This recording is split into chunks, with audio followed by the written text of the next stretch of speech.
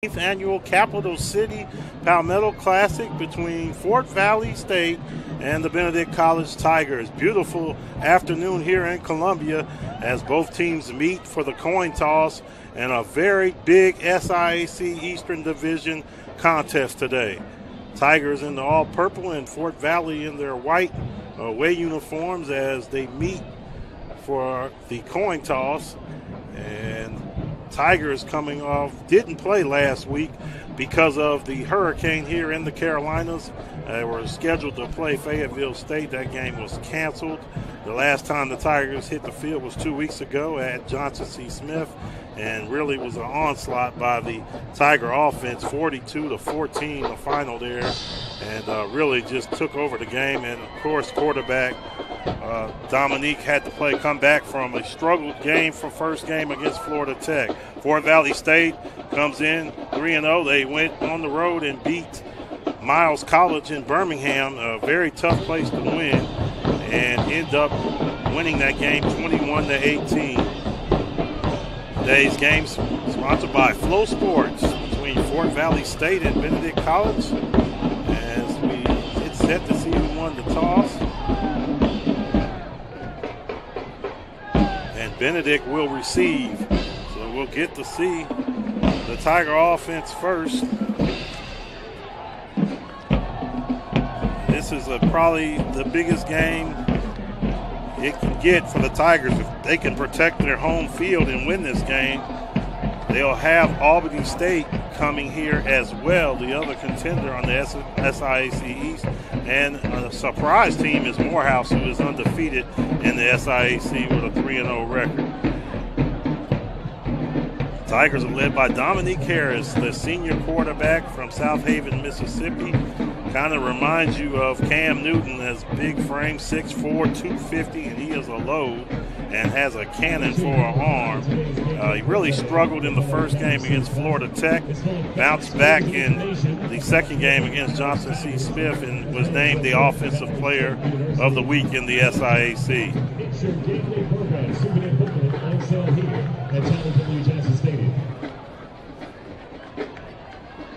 Kevin Porter, the head coach for Fort Valley State, and he is coming off a back-to-back SIAC championship appearance. He won one and lost one, and he has won the Eastern Division 2 years in a row. The Tigers had a chance last year in overtime. They trailed 21-0 and scored 21 unanswered points, getting that game into overtime. Had a chance to win it in overtime, and the quarterback, Dominique Harris, fumbled the ball. So we're set to go here. Fort Valley will be kicking off, and doing the kicking off for Fort Valley will be Gutierrez, and he'll be kicking to Charlton, and it'll be at about the 10-yard line, up to the 20, big hole, and he's dropped right there.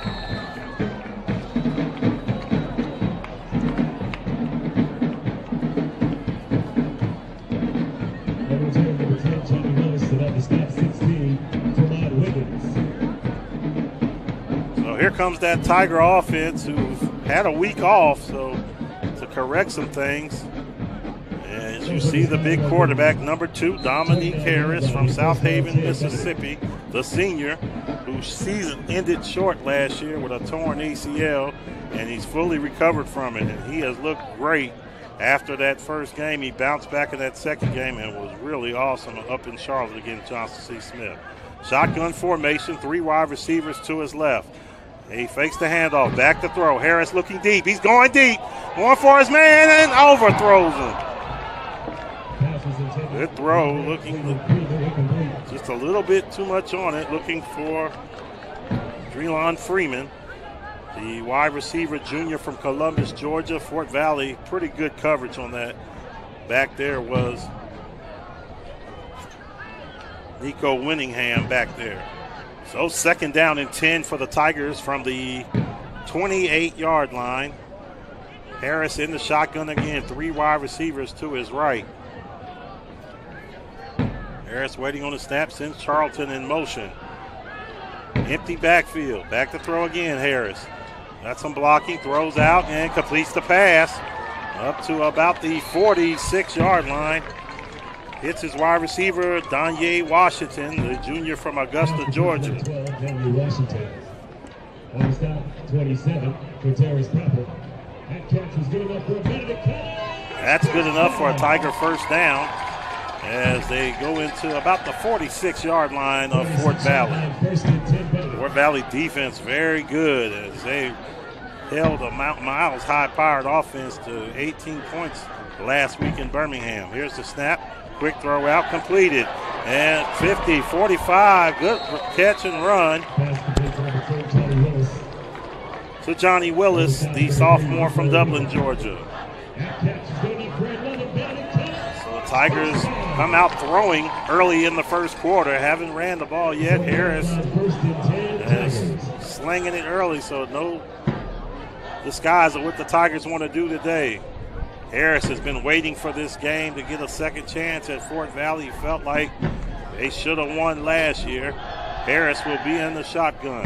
Back to throw again. Harris looking, has his man wide open, completes it to Danye Washington, up to the 20, all the way up to the 15-yard line. And the Tigers are moving the ball. So Wildcats are sitting back in a zone, and the Tigers are picking them apart right now as early in this first quarter. Harris has the ball all the way down to the 16-yard line of the Wildcats. It'll be first down and 10 for the Tigers. Tigers hurry up offense. No huddle for the Tigers. Harris getting everything in order. He has Charlton in the background with him. Back to throw again is Harris. Harris looking. Now he tucks it. He wants to run. Now he throws it. Almost intercepted. Harris almost made a costly mistake. Nico Winningham is over here, the junior from Fort Lauderdale, Florida. Transfer from Central Florida. Very good cornerback over there, so got to keep our eye on him for Fort Valley. He's very good. So the Tigers will have a second down and 10. Need to get to about the 8-yard line for a first down.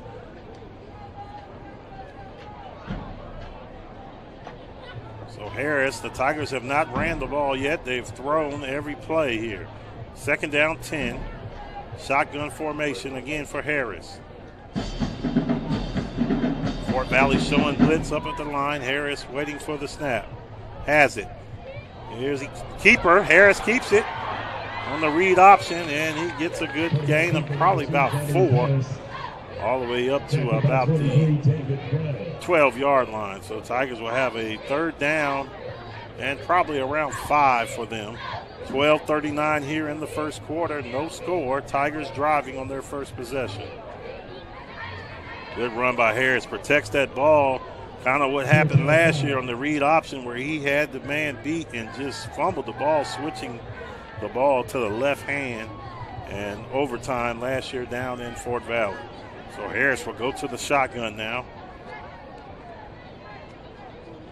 3 wide receivers to his right. Back to throw. Harris looking, has all the time to wear. Now he's going to tuck it and run. Gets the first down, and he'll get a touchdown. Dominique Harris in for Benedict College, the senior from South Haven, Mississippi. As he really looks like Cam Newton running off the field. Big guy, and when he tucks that ball and run it, he's a load to bring down. So the Tigers with a pretty good drive, pretty efficient drive here as Dominique Harris runs in for the touchdown. Here's the extra point. Kinko for the Tigers. Kick is up, and it's good. So 12:02 left in the first quarter. It's the Benedict College Tigers 7, Fort Valley nothing. We'll take a break. You're watching SIAC Football on FloFootball.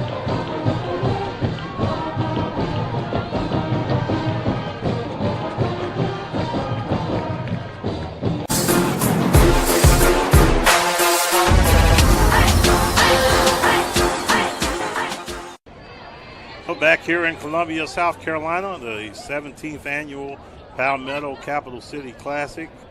Today, a little Sunday college football, and Fort Valley State find themselves behind 7-0 to the Tigers, and they'll start deep in their own territory as Jerry McCants slipped and fell as he received the bouncy ball. And Fort Valley will start deep in their own territory. Waiting on the snap. Here's the snap, hands off, fakes it. Now he looks to run, tries to get outside. Now he throws it. Good heads-up play and a great catch. What a catch there by number 1, Lorenzo Smothers. A heads-up play by Garrell Quinton, the quarterback. Quinton is the junior from Dublin, Georgia, transfer from Georgia Military College. And Lorenzo Smothers, from Buena Vista, Georgia, with a heck of a play. First down and 10 from the 30 for the Wildcats. Quinton looking to the sideline, getting the play call. Both Tigers and Wildcats run the hurry-up offense and get the play call from the sideline. Here's the snap. Hands it off to Smothers. Smothers trying to get outside. Tigers defense all over him as he is stopped. A bunch of Tigers over there. Mary Andrews, the junior from Stone Mountain, Georgia. Tiger defense was very good last year. They have 7 returners from the national ranked defense last year in D2. They're real tough. The defensive line is a load. Shotgun formation for the Wildcats. Second down and 10.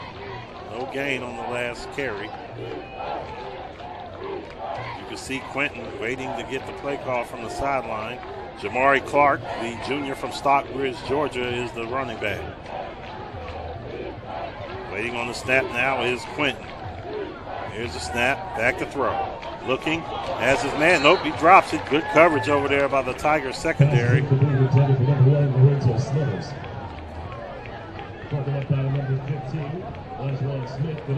Tigers were really waiting for that play, as it really wasn't burnt by the stop and go, as you can see. Smothers is a guy they want to get the ball in his hands. He can make a lot of things happen. Real fast guy, can really go. You already saw they used him as a running back already. So big third down for the Wildcats. Third down and 10. They'll have them spread out. 3 wide receivers to the left and 1 to the right. Back to throw. Looking. He's rolling to his right. Going down. Now he's going to tuck it and run for the first down. He's going to be a little short on the slide. He's going to be close. I think he's about a yard short. You can see Quinton just gets outside and looks like a slight grab on Rakeem Holmes. And Tigers were able to stop him short, so it's going to be 4th down, and now Coach Porter has a decision to make. And he said he better punt it. Too early to go for it. He'll send his punt team out. So Tigers defense stop him, and looks like Holmes was getting held, as you can see right there, and just a good play. See, he didn't want to take that hit as number 7, Robert Cummings, came up and made the stop. Here's the punt. High kick. A fair catch called at about the 12-yard, about the 18-yard line. Johnny Willis, the fast receiver for the Tigers, back for the punt. So Tigers will come out with their second possession of the first quarter, leading 7-0 over Fort Valley. A very important game in the SIAC Eastern Division. The Tigers and Fort Valley went to overtime last year. Fort Valley pulling it out with the field goal, 24-21. And Harris will be back in for his second possession here.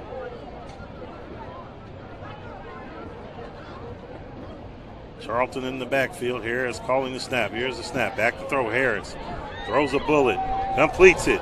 And Harris is really in a groove right now. Drelon Freeman, the junior from Columbus, Georgia, on the catch for the Tigers.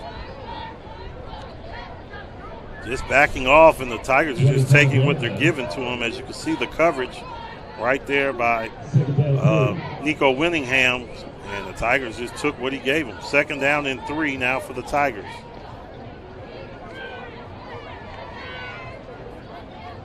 Harris in the shotgun. He has 2 wide receivers.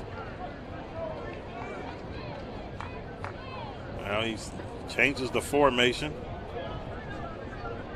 Sends a man in motion. Freeman. Here's the handoff to Charlton. Charlton trying to get outside. Fort Valley all over that. 25-91 over there. Andrew Robinson, a sophomore from Thomasville, Georgia. And Juan Gardner, the junior from Milledgeville, Georgia.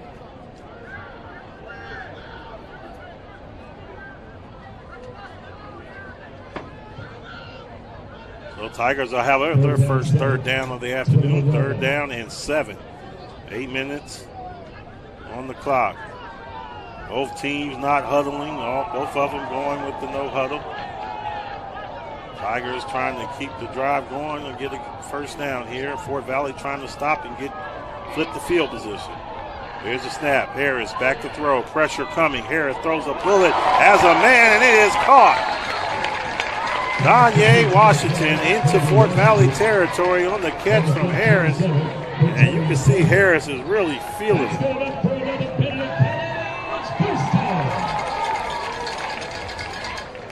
Pretty good coverage, just a great throw by Harris. Right into Washington's hand, into Fort Valley territory. And I think Coach Porter is going to talk to his defense over here.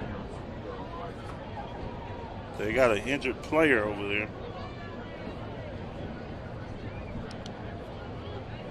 The referees are not giving them a timeout, telling the offense to come on back out. Benedict College alumni council is now accepting new members. Pick up an application and we'll get home in the second. The Tigers moving the ball pretty easy here. Last year, it was the opposite.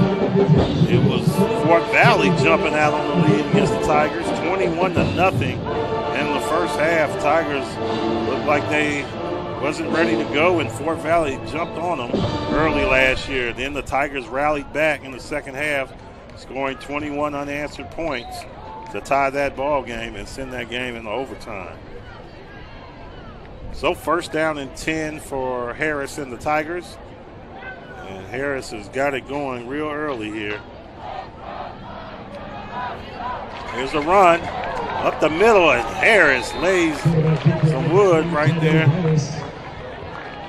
Step by number 19, Cameron Young. Cameron Young, the junior from Eastman, Georgia. You're talking about 240 against 185, and he felt every bit of that as Harris runs for the 1st down. So 1st down and 10 for the Tigers.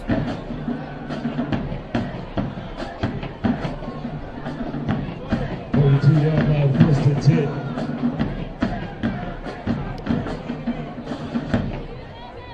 So Harris will go in the shotgun.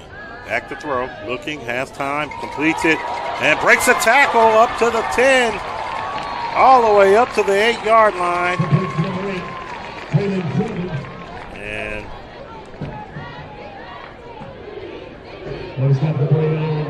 Waylon Freeman breaks the tackle. The Tigers are really moving the ball. They're having their way with that Fort Valley defense right now. Coach Porter, a defensive back guy, so I'm sure he's going to be on that secondary when they come out. He played in the secondary. Here's a handoff right up the middle. Charlton all the way up to about the 2. Tackle by number 19, Cameron Young. So Charlton will get it down to the Tigers from the 3-yard line.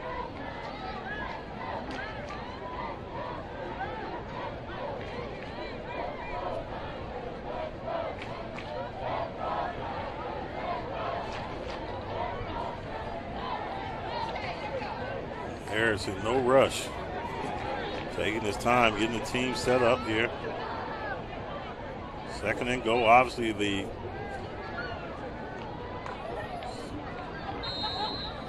play clock is not working. I don't know what was taking Harris so long. Delay a game against Benedict, 5-yard penalty, replay, 2nd down. Tigers, the play clock is out. Tigers will take a delay of game. 5-yard penalty. Tigers still confused on offense. Now Harris waving for the sub to come in. They were at double tight ends. Now they'll go back, still double, one wide receiver. 2nd and goal for the Tigers from the 8. Harris sends Danye and Washington in motion, looking for him in the end zone. Now he's in trouble. Got his man wide open. Touchdown, Benedict.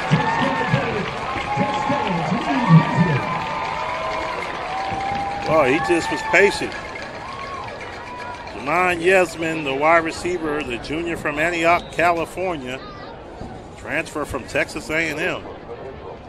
Wide open for a touchdown. Roberto Tinko will come on for the extra point.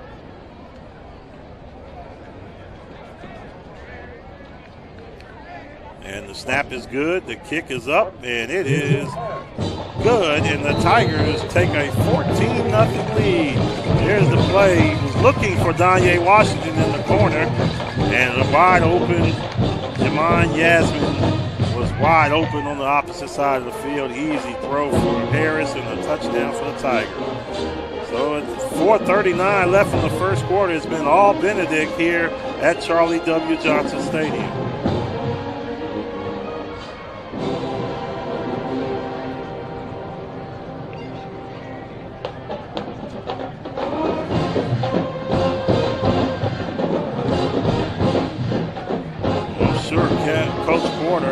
Back there talking to that defense, see what's going on, see if they can make some adjustments, because right now Dominique Harris is having his way.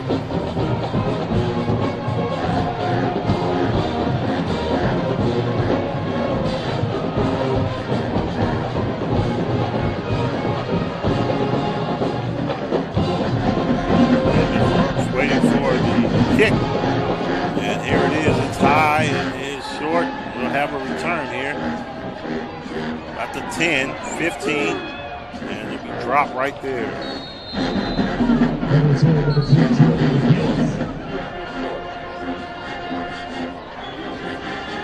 Jeremy McCants on the return for the Wildcats. So the Wildcats have a hold now, down 14-0. See if they can get back in this game against this Tiger defense. The Tiger offense looks like it might be unstoppable today.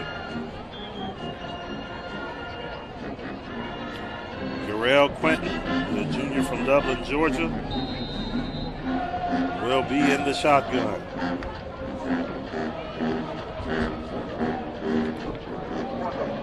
Waiting for the change from his coaches on the sideline.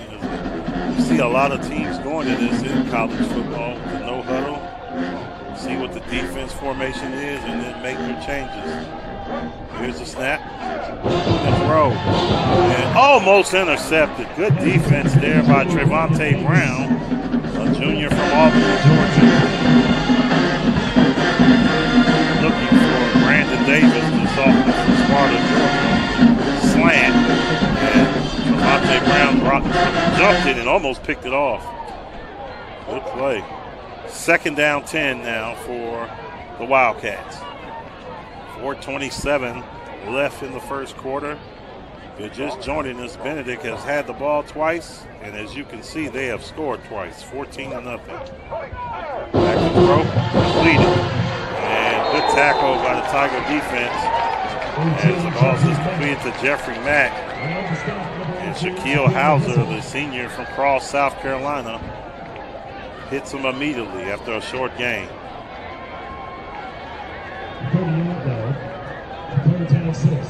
3rd down and 6 for the Wildcats now. Tigers bring in an extra defensive back. 3 wide receivers to the left. Here's the snap, back to throw. Now we got a flag. This is going to be a false start against the Wildcats. He's calling on the, you can see, oh yeah, number 1 Smothers jumped the wide receiver a little bit before. Actually, it was 21, Alfred A.J. Shipman, a sophomore from Palm Beach. So it'll be 3rd down and 11 now for the Wildcats. think the Tigers bring some pressure here. Here comes Holmes up the middle. He misses him, rolling out, looking for a receiver. Now he's going to tuck it and run. And it's going to be real close to the first down. Quentin, or a big 92, Rakeem Holmes had a shot at him in the backfield. And he's the senior from Baltimore.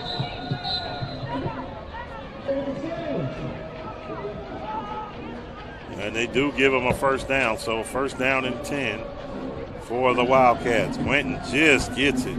First and 10 for the 36-yard line. Shotgun formation for Quentin. He's going to change the play. Tigers have changed their defensive look. And this is Mike White defense. He usually handles most of the defensive stuff. Here's the snap, and here's the fake handoff. Looking, has his man wide open, incomplete pass. And it looks like he had some room to run, number 17 for the Wildcats.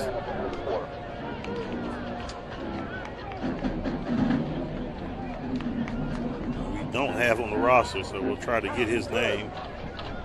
Let you know who that is. So, second down 10 for Quentin and the Wildcats.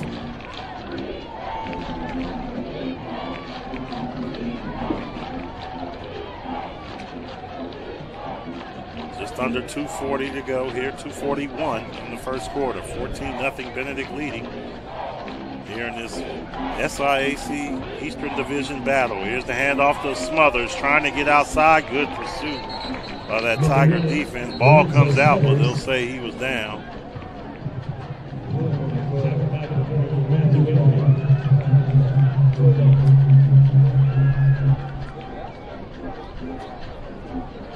Big third down for the Wildcats here. Third down and 13, and they really need to get a first down here. Do not want to give that ball back to our hot Tiger offense right now. Shotgun formation for Quentin. Tigers are keeping their eye on Smothers. He is their playmaker. He can make it happen for the Wildcats on the outside. So now the Wildcats will change the formation. Tigers trying to make the adjustment. And Quentin's in trouble again. He tried to run, and throws it, completes it. And a great tackle right there.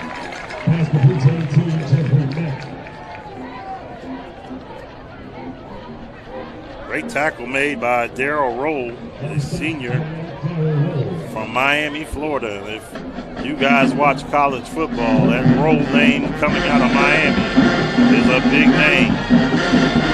Good tackle by Roll. I mean, really good tackle. Probably had a chance of getting that first down. Ashburn will kick. And Tigers almost blocked it. They might have got a hand on that. Takes a Fort Valley roll. And there comes slips and falls.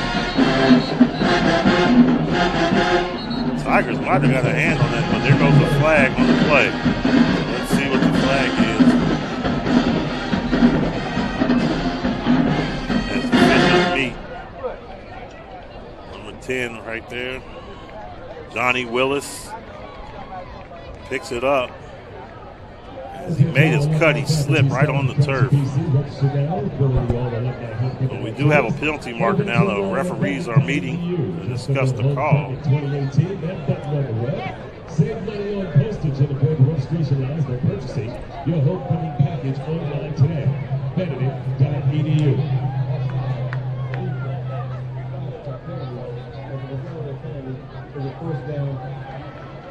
Wow. So it is off odds against the Tigers, and that will make it a first down and 10 for the Wildcats. Boy, the Wildcats catch a break.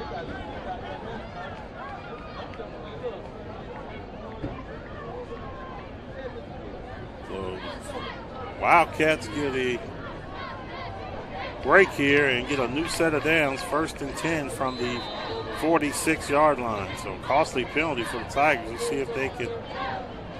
Defense can hold it for them, and Fort Valley looking to take advantage of it. Shotgun formation for Quentin. First and 10. Smothers in motion. Here's the handoff, and Holmes for the Tigers is all over that. Nowhere to go for Brian Anderson as he tried to get outside, but Rakeem Holmes coming off that side was right there as he just threw the blocker like he wasn't even standing there and makes the tackle for a loss. So Rakeem Holmes, a big guy from Baltimore, Maryland, on that defensive line for the Tigers. Quentin back in the shotgun, 3 wide receivers. He lost 8 on that, so 2nd down and 8, under a minute here in the first quarter. Quentin waiting on the shotgun.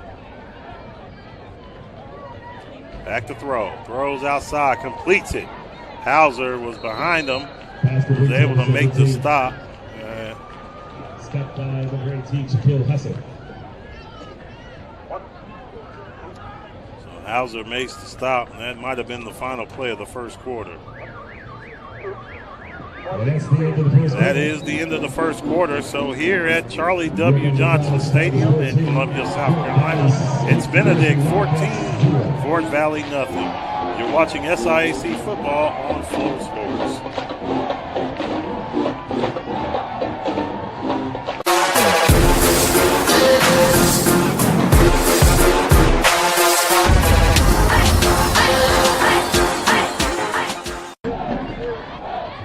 Back here in Columbia, South Carolina, Benedict leading 14-0 in the start of the second quarter. 3rd down, and it's completed for a first down to number 17, the mystery man on our roster. We were trying to find out who that is.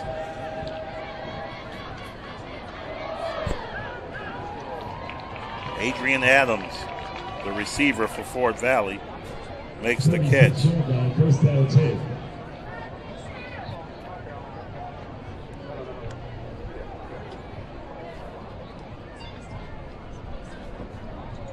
Adams has been active.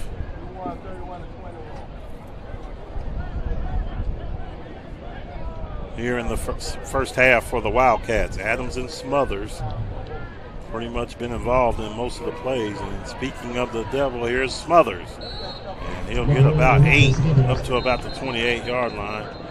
The Wildcats are moving. Penalty marker down. Holding against the Wildcats.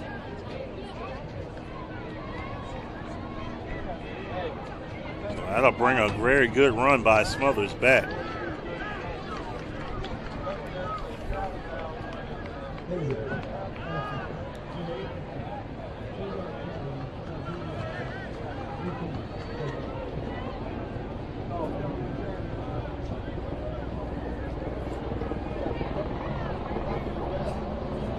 So Fort Valley on a good drive, and then this holding penalty will push them all the way back to the 46-yard line.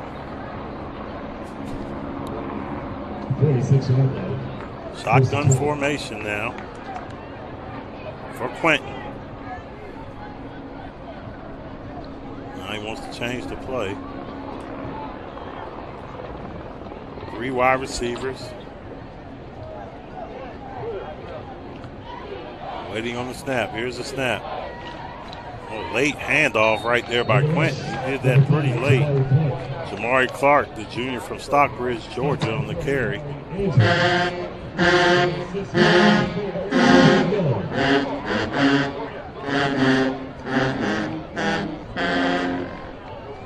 So it'll still be about 2nd down and 17 for the Wildcats. Quentin in the shotgun, still looking to the sideline. Now he'll change and look over to the coach to get the adjustment.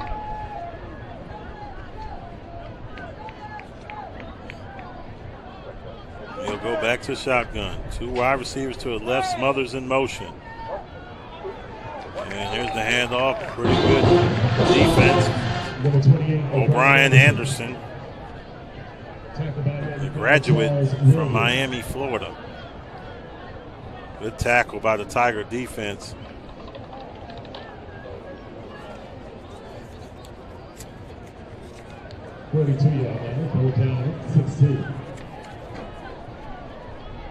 Charles Williams, the senior from Barnwell, South Carolina, on the tackle for the Tigers.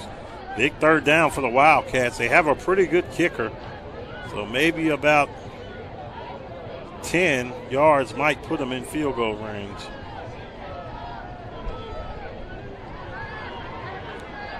Wildcats need to hurry up. Obviously, no play clock not working, and there goes the delay of game. So, delay of game will be the call against the Wildcats, and that will push them 5 yards back. So, both with the play clock not out, really has hurt both teams so far. So, both of them have got delay of games.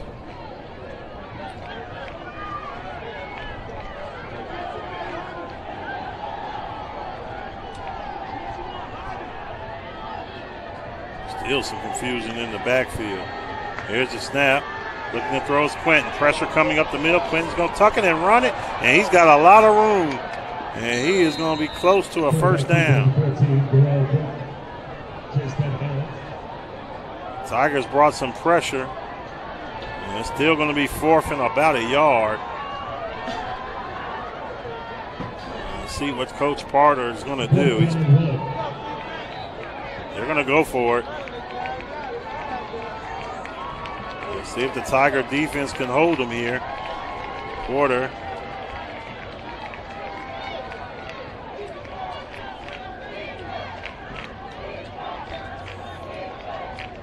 They'll go into the shotgun. 4th down and 1 here. Big play for the Wildcats.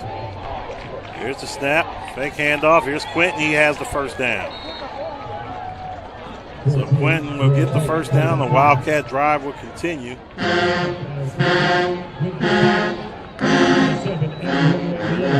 Good fake handoff, misdirection.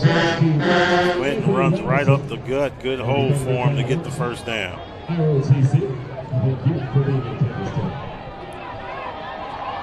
Fort Valley will have a first down and 10. Shotgun formation for Quentin. Getting the play from the sideline. 2 wide receivers to Quentin's right, 2 to the left. Low snap, his ball is loose, and just falling on it is Jamari Clark. And that does not make Coach Porter happy. He is trotting up and down the sideline after that one. That's a big loss for the Wildcats. It pushes them out of field goal range, more important. So 2nd down and 27 now for the Wildcats.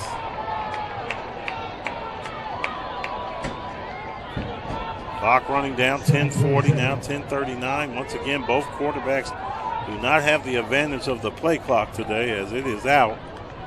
And here's the snap, back to throw. Looking, Quentin has some time, rolls to his right. Holmes chasing him. Quentin with another big run. And one thing he has done, he has used his legs very well today.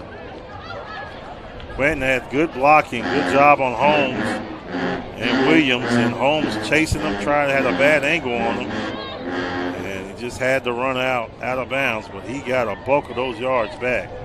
So 3rd down and about 15, we'll call it 16 here for the Wildcats. 3rd down, 16. Very long drive here by Fort Valley State. Shotgun formation for Quentin. He takes the snap, fakes the handoff, looking. Now he throws across the middle, almost intercepted by the Tiger defense as he was looking for Shipman.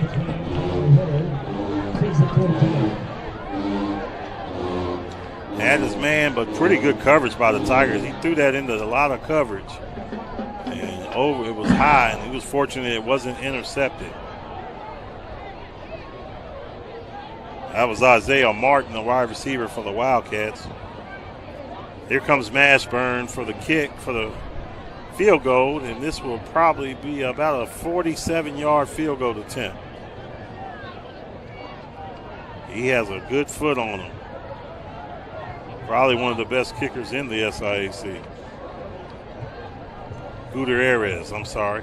Low snap, it's a bad snap. has to pick it up and run it, and here goes.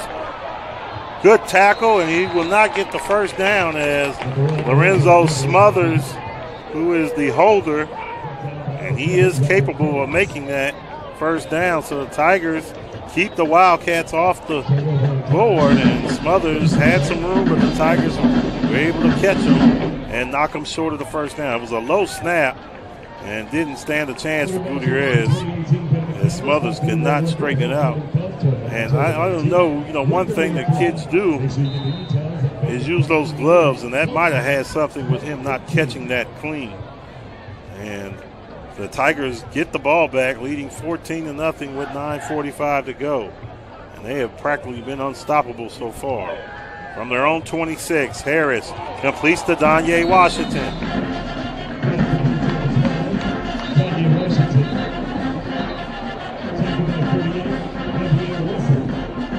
Washington will move it up. Penalty marker down. This might be coming back. Good blocking. Oh, this might be a personal foul. Yeah, it was a low hit on. This might be an extra 15 yards. It is. Low hit on Harris's legs. And anytime you see that happen with a guy who had a torn ACL last year, just breathe. Ooh, that's a bad shot. And that was right on the knee where he wears that long sleeve. I had to see him get up and be okay. As you can see, like that was 53. That's right where he had that surgery at last year. Just Jeshashira Patterson on the low hit. Personal foul moves the ball into Wildcat territory at the 48. Harris is the motion. Oh, boy, good defense by the Wildcats. And Mr. Patterson just made up for his personal foul as he lays a hit on Johnny Willis. And a big loss for the Tigers. Patterson was already back as soon as Willis got it. And I think if Harris would have saw him, he might have pulled it back. So second down and long for the Tigers. 2nd and 16.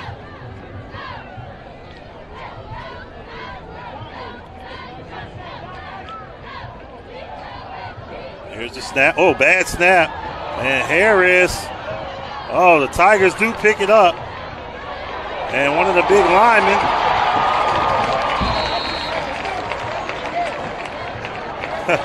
That's a lineman's dream right there as he hit the loose ball and was able to run with it.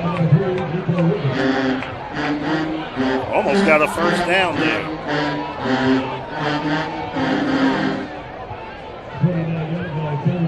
Ryan McNeil, sophomore from Chicago, Illinois.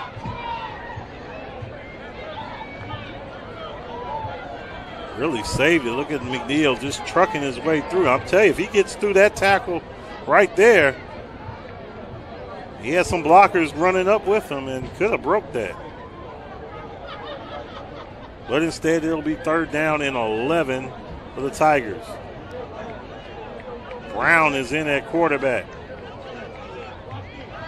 Back to throw, pressure coming. Brown throws it up, looking long, and it's intercepted. Intercepted by at the 20. There goes a late flag. Zach Anderson intercepted for the Wildcats. There is a penalty marker down, though.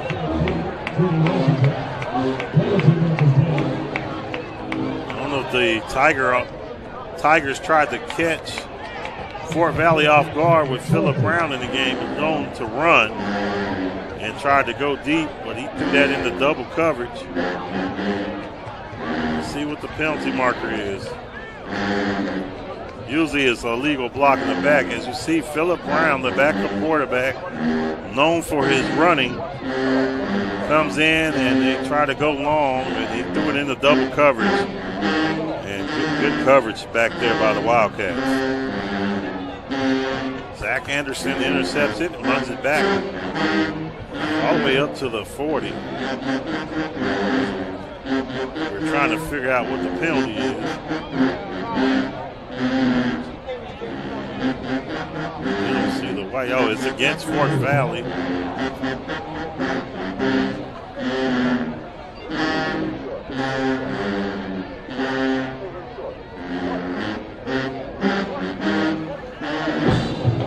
Brown really couldn't step into it as Fort Valley was blitzing on the play too.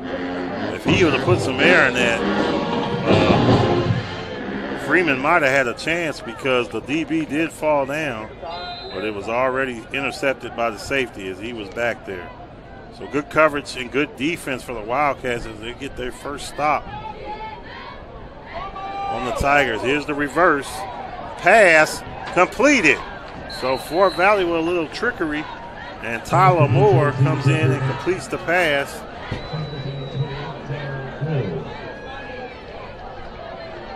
So Jeffrey Mack. So they'll get the ball up to the 39-yard line, 1st and 10 for the Wildcats.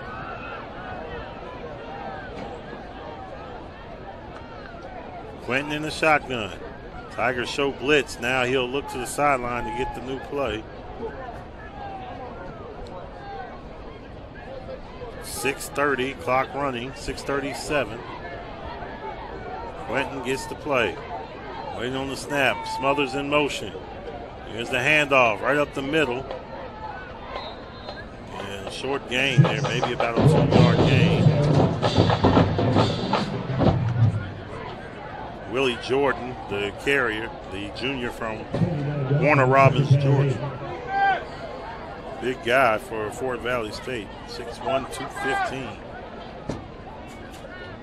Brings up 2nd down and 8 for the Wildcats. Trying to get back in this ball game. 14-0 Benedict leading.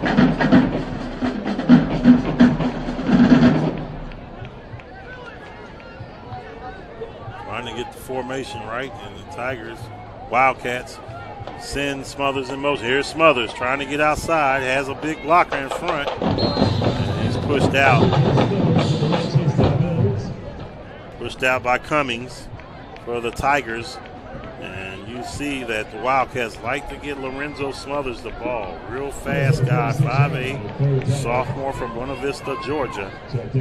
And can really fly. Had big Willie Jordan leading the way on the blocking. And makes this a 3rd down and 4 for the Wildcats. Tiger defense trying to hold serve here. Here's the snap. Fake, pressure. Breaks the tackles. Quentin, he'll have to throw it away, and the Tigers will force a 4th down.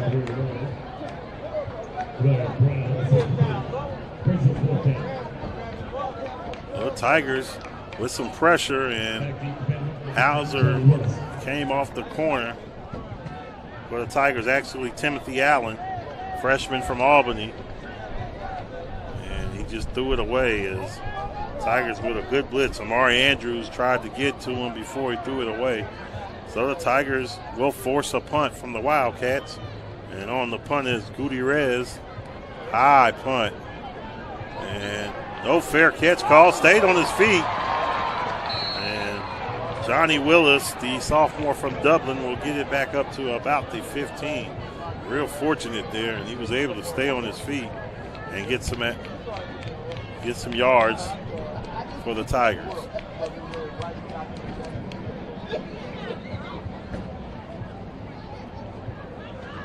The Tiger offense coming back out. 17-yard line, 1st and 10 for Benedict.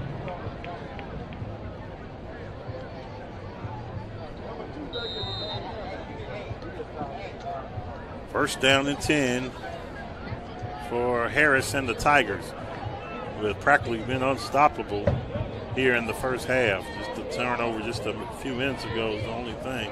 Here's Charlton on the run, and looks like he'll get about 4. Trini Charlton, running back, the junior from Havana, Florida.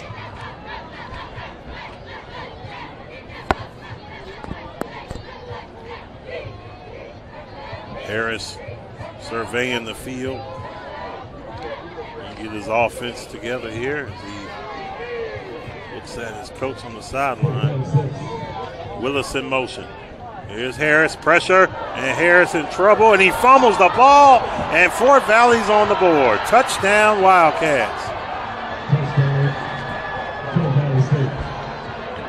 Vendrell Bird, the junior from Monroe, Georgia, picks it up and runs it in. Forrest Bryant knocked it out. Looks like he was trying to throw it and pump fake, and then he never had a chance to put the ball away. And that led to a fumble recovery for a touchdown from the Wildcats, and they're back in this ball game.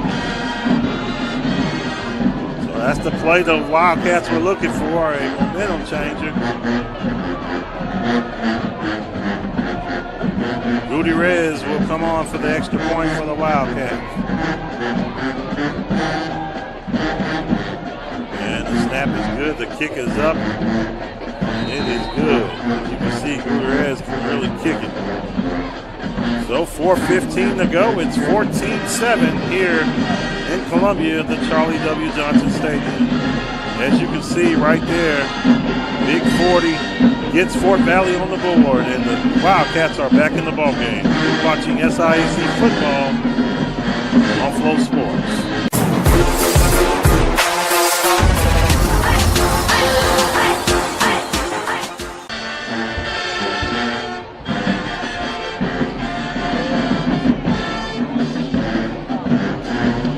So the Tigers have come out here. Now, up 14-7. Harris will come out after that fumble. Recovery for a touchdown.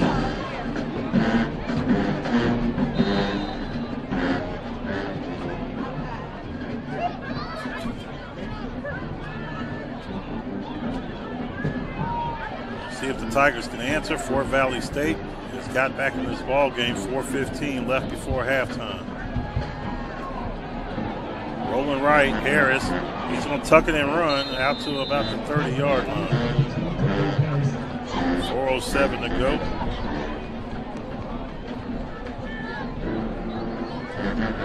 The key to stopping Harris is putting pressure on him. And you see when they put pressure on him, he really struggles and he just didn't protect the ball.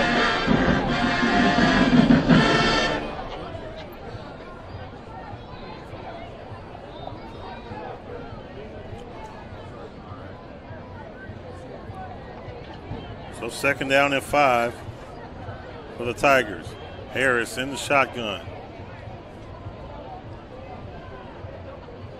Here's the snap, hand off to Charlton. And boy, Fort Valley defense is not letting them run too much there. It's Big 53. Patterson has been back there, the sophomore from Cairo, Georgia.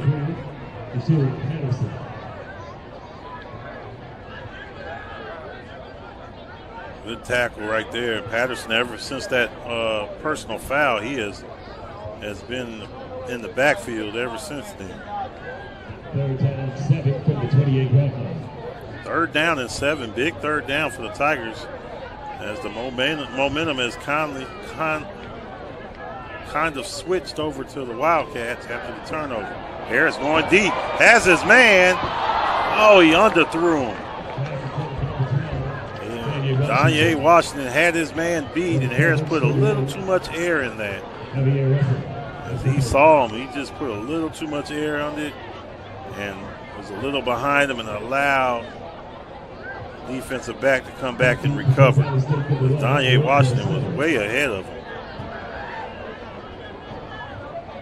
Sean Maston back there for the Wildcats, the freshman for Rex, Georgia. So the Tigers will have to punt for the first time today. Mario Trio. A short kick. Oh, and it takes a Wildcat bounce all the way back into Tiger territory to the 40-yard line. So the Wildcats are in great position here to tie this game up with 2:31 to go as the punt was short and takes a Wildcat bounce. The Tigers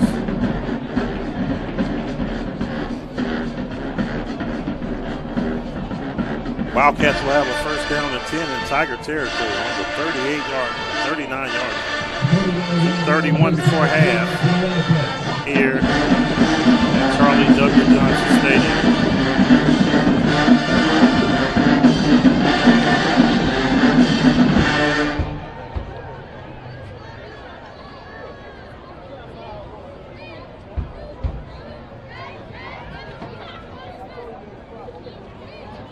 Shotgun formation for Quentin. Low snap. Tigers coming. Gets it to Smothers, and he gets out of bounds.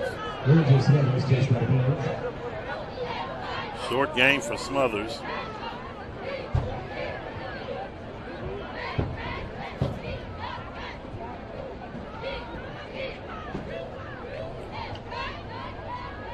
.210 left before half. And a big advantage that the Wildcats have. They have a great kicker in Gutierrez. Can really kick the ball. Second down, 12. Back to throw, looking long. Completes the pass. Alfred A.J. Shipman, the sophomore from Palm Beach Garden, Florida, with the catch. 34-yard line, second down 5. It'll be second down and 5. Third down and 5 for the Wildcats.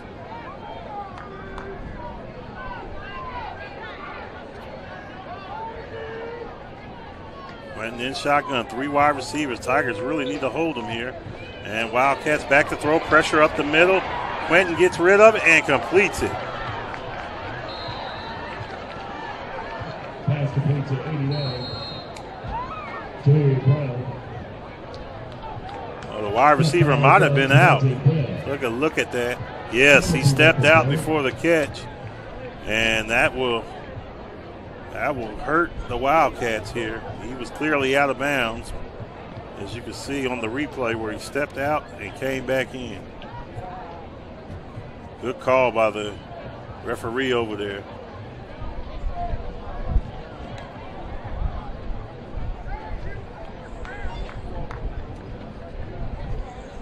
Discussion is, yeah, he threw his hat down, so he obviously saw it. So here's our call from our referee.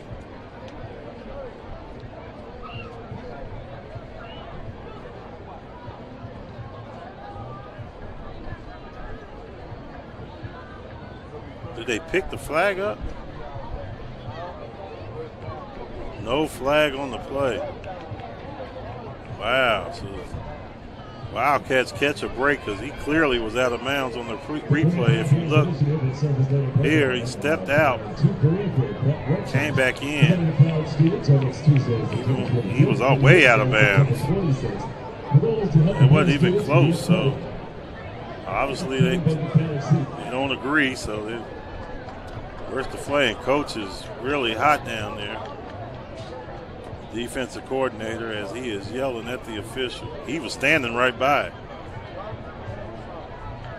50-50 rapid tickets being sold throughout the stadium. 50-50 rapid. So the Wildcats catch a break, and it'll be first and 10 for the Wildcats on the 21-yard line. For the Wildcats, as the Wildcats try to tie this game up.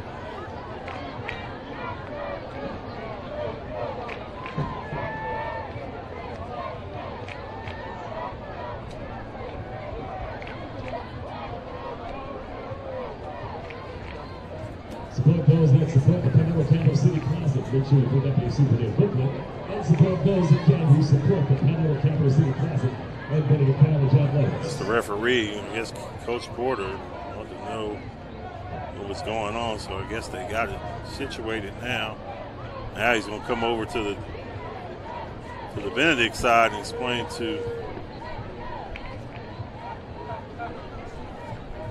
coaching staff, Coach Connor, the assistant coach over there, and the defensive coordinator for the Tigers, as they're trying to figure out how is that not a legal touch. And they have an argument, as we have seen on on the play. Coach Baker really arguing the call.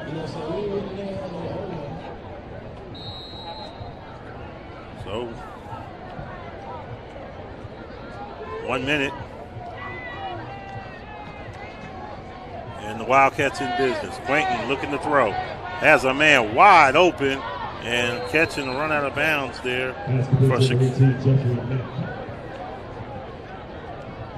for Jeffrey Mack. He was wide open. Good throw by Quentin, and Mack goes right out of bounds with the clock running.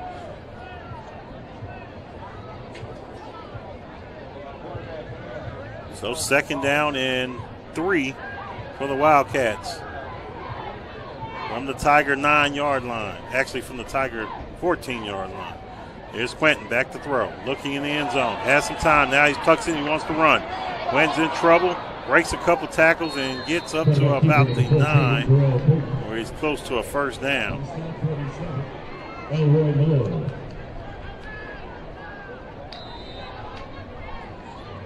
Goes to the right and he tucks it down and gets close to the 1st down. I think he may have got it.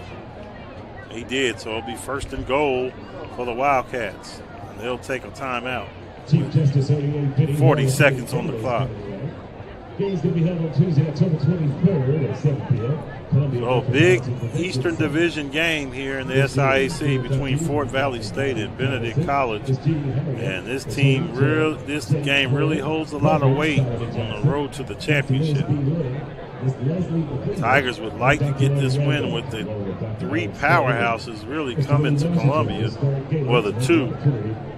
They'll have to go to Morehouse, but Albany State and Fort Valley in the Eastern Division have been top the last couple of years, and they both have to come to Columbia, so the Tigers trying to take advantage of it. Fort Valley with a big road win already at Miles last week. So, as you can see, both teams in a crucial game trying to get an advantage. Remember, footballbandit.edu 2018 homecoming button. So 1st and goal for the Wildcats. Wildcats trying to tie this thing up here as they get in the red zone. Tigers defense trying to hold them to at least a field goal here. Empty backfield for Quentin. 5 receivers. Snap, looking for the end zone. Overthrows his guy. Actually, I think it was some confusion there. He was looking for him to go to the corner of the end zone, and Jeremiah Brown ran a slant. So 2nd and goal, 36 seconds. Fort Valley has 2 timeouts left.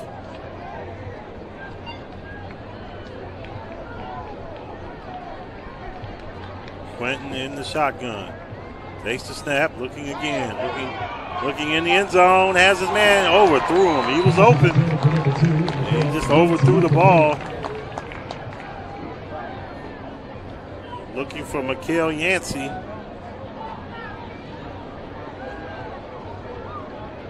Wide open and just overthrew him, man. Throw was high, so big 3rd down here for the Tigers. See if they can hold them and force a field goal. Fort Valley trying to get back in the game.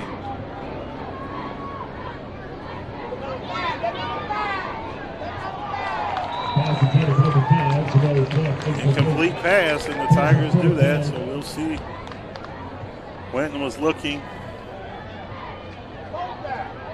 Pretty good blocking right there, and he had his wide receiver another high throw, but pretty good coverage also by the Tigers as well. So here comes Gutierrez for the field goal attempt, and he is probably the best kicker in the conference. He has really got a leg on him. He'll kick it from about, we'll call it a 27-yard field goal attempt. So it'll be a chip shot for Gutierrez. Oh. Let's see who moved. Thought the lineman moved first.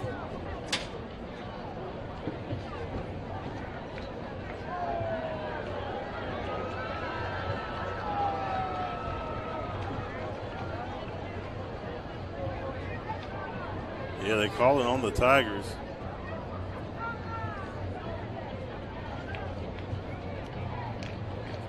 This will be give them 5 more yards on this. It definitely should be a chip shot for Gutierrez. This will be right here, 22 yards now.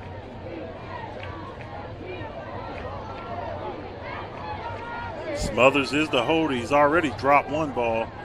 He took his glove off this time, and now they give the 5 yards back as the Wildcats will jump off sides on this one.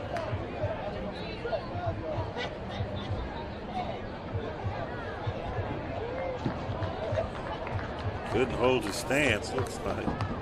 Yeah, they caught him moving.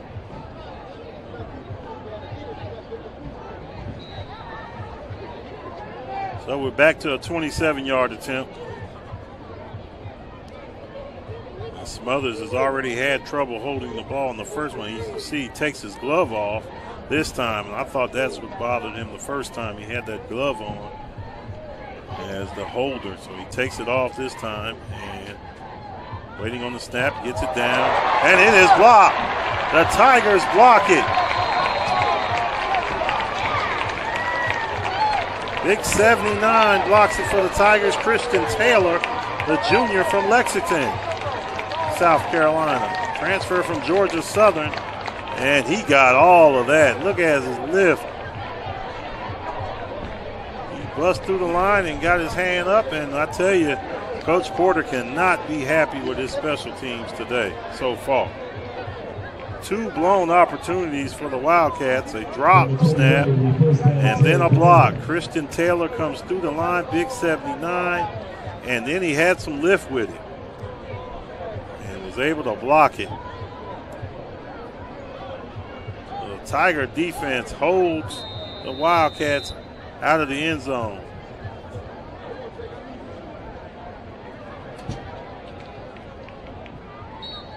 And they'll just go ahead and take a knee and go into half with a 14-7 lead here at the Palmetto Capital City Classic, the 17th annual, in this heated and big SIAC Eastern Division game. So at the half, Benedict 14, Fort Valley 7. You're watching SIAC football on FloFootball.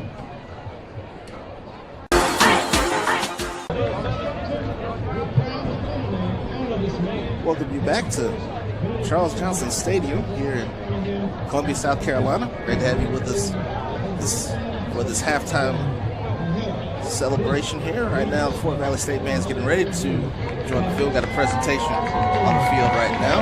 I do want to thank Jason for helping me out as I finally slip in here on the play-by-play. But right now, we are at halftime, Benedict with a 14-7 lead on Fort Valley State. And he's a phenomenal Benedict College graduate. Please recognize Reverend Dr. Charles B. Jackson.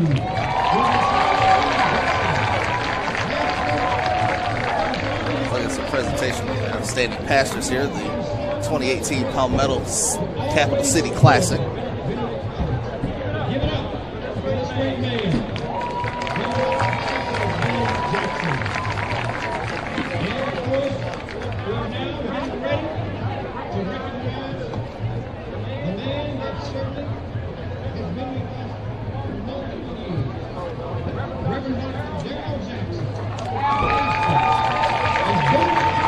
Just a few moments, about to take the field, the Fort Valley Blue Marching Machine.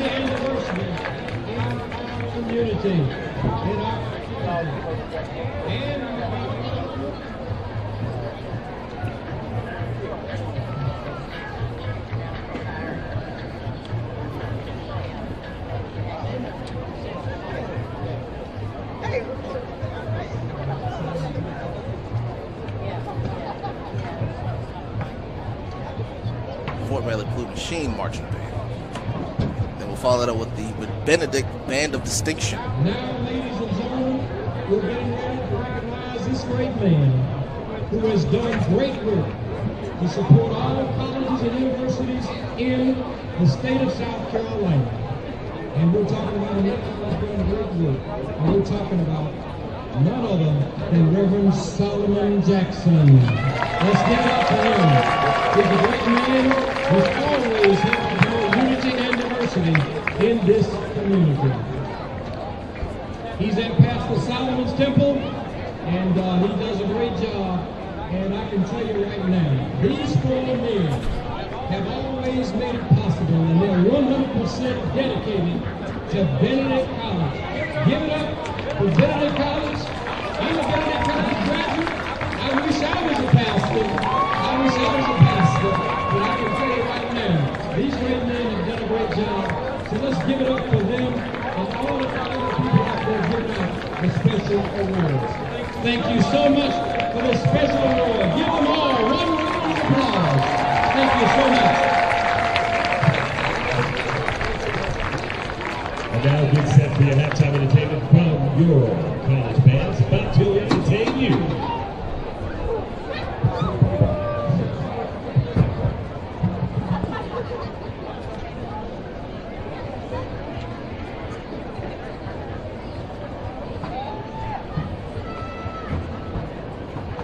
Good evening, Columbia, South Carolina. Your special guest has arrived. Good evening, ladies and gentlemen. On behalf of alumni, faculty, staff, and friends, we proudly present to you the 2018-2019 edition of the Valley State University Senior Marching Band, aka the Sound and the Fury. Drum major for the evening, Mr. Johnson, Power Line, the Roots. We are the band that put the egg and funk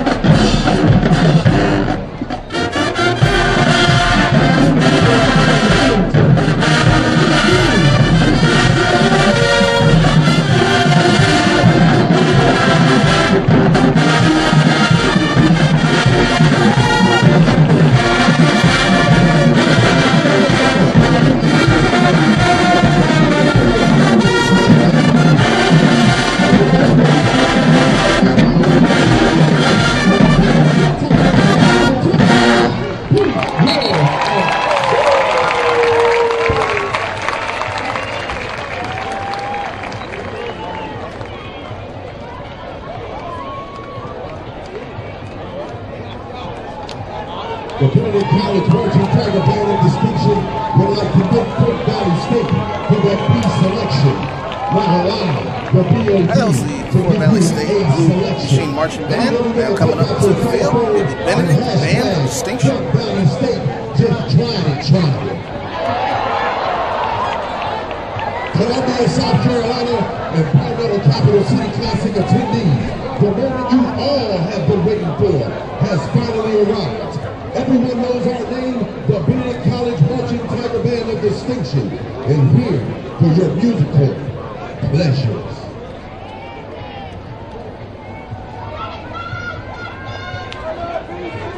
Please pay attention to our drum majors as they take the field.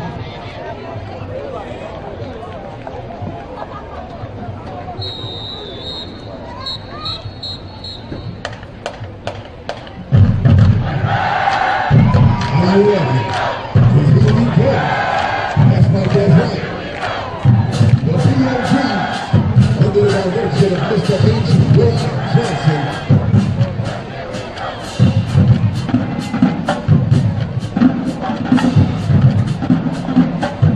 As the band maneuvers in perfect precision, we would like to start this moment in time off with some earth, wind, and fire. Get away. And you know he had to do this one. Michael Jackson, rock with you. Now sit back, relax, and enjoy this moment. The BOP is going to let you know.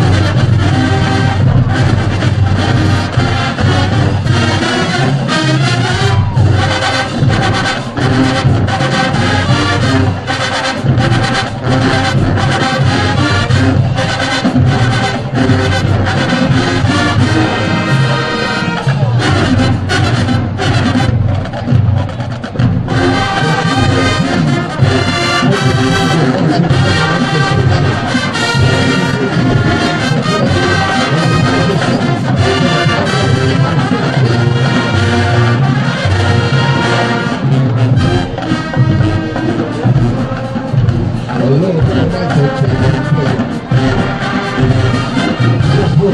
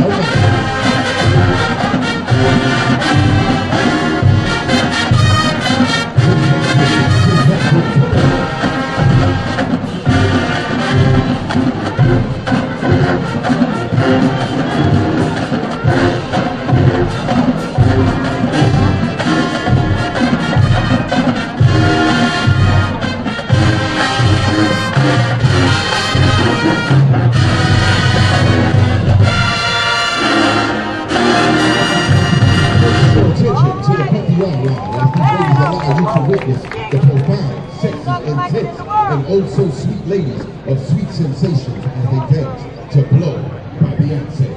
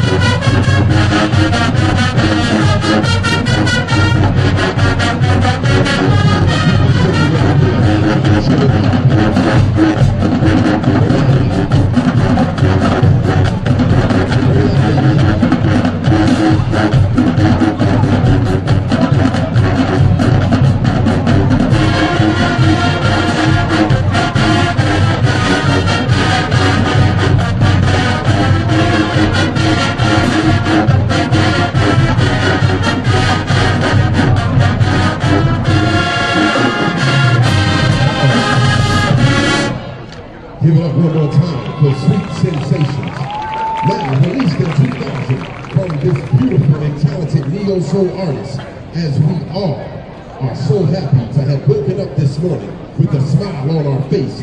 We give to you the way by none other than the multi-platinum artist, Miss Jill Scott, under the direction of Mr. H. Wade Johnson.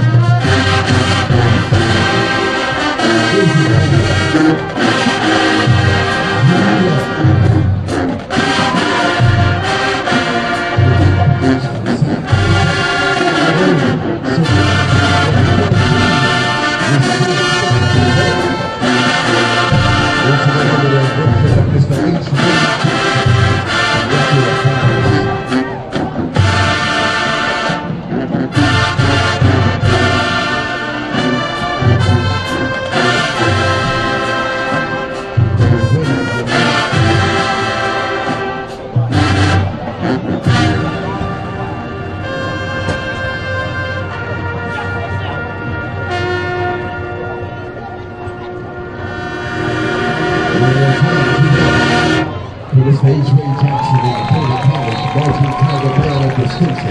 Now, before we end today's Palmetto Classic 2018 halftime show, we would like to give you some of Drake's Nice for What. Then we're going to show Fort Valley State how the POD gets down with YG's Big Tech Take Low Back. That's not all. We're going to end this moment in time with the Migos. Yeah, a little bit of stuff back.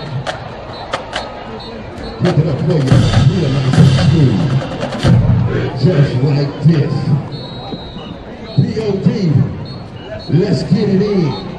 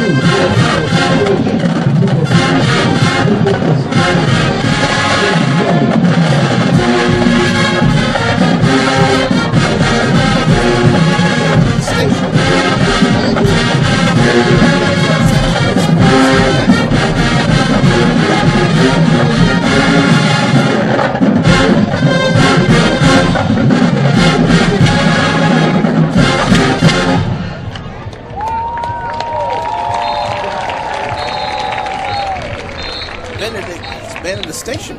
Coming up, we'll break down the first half and the second half. You're watching SIAC Football on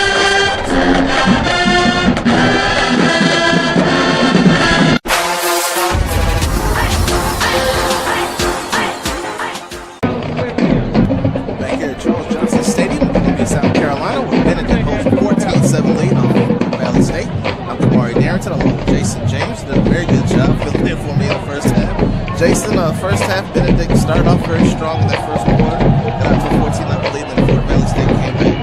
Yeah, really in the first half, Kamari, Dominique Harris came out throwing the ball.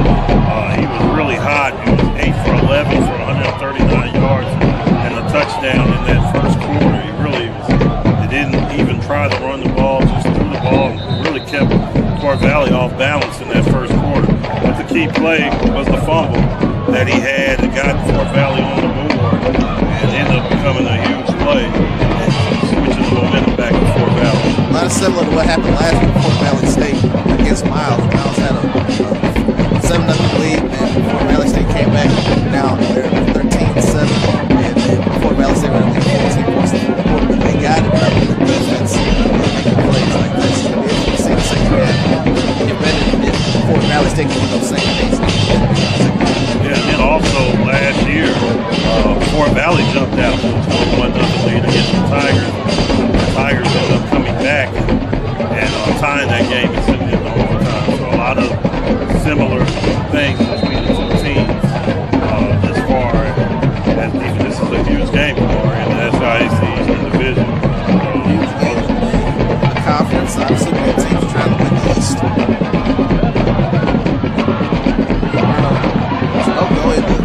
The kick. And second half is underway from Columbia. And it's down to Jeremy McCants. Crossing the 20. Breaks a tackle for 25. Still going. Across the 30. Taking down at the 31-yard line. And that is where Fort Valley State started first possession of the second half. How did he play well? He played well. I mean, what hurt Fort Valley was they got down in the field goal position twice. They had a drop snap, which was dropped by Smothers, and then the second time it was blocked right before half. So he's moved the ball pretty well. He's avoided the pressure. I thought he played solid in the first half. He was 8 for 16 throwing the ball for 63 yards, and he didn't turn it over. First down, 3 wide receivers for Fort Valley. And handoff comes left side. That's a Brian Anderson. And Anderson is tackled. The flag is down to the 30-yard line.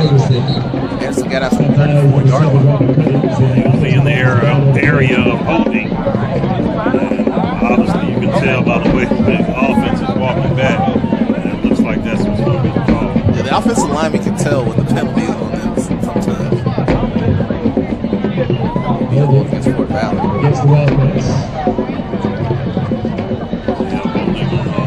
Offense, you can see Coach White signaling and taking it back. 10-yard penalty replay in the first half. Fort Valley 64 rushing yards in the first half. Well, the key for them is obviously Lorenzo Smothers. The Tigers are going to have to keep an eye on Smothers. He's a big-time playmaker for the Wildcats.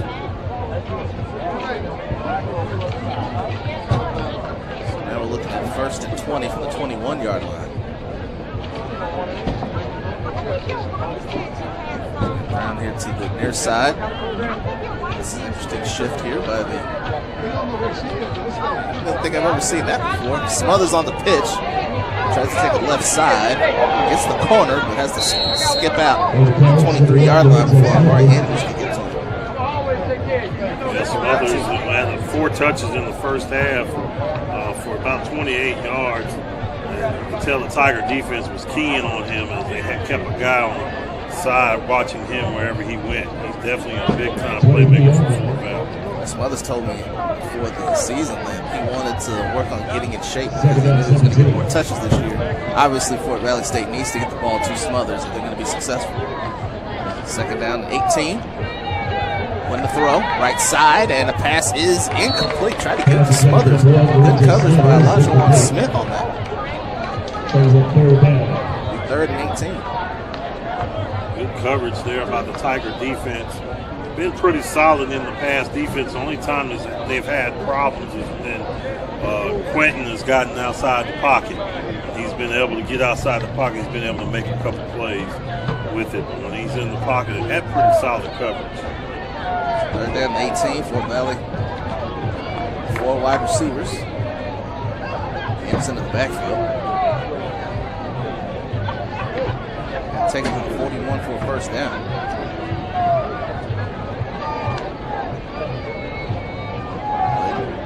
Outside to Anderson. And Andrews giving chase, and he gets to him at the 19-yard line. They're going to lose about 4 yards on the play.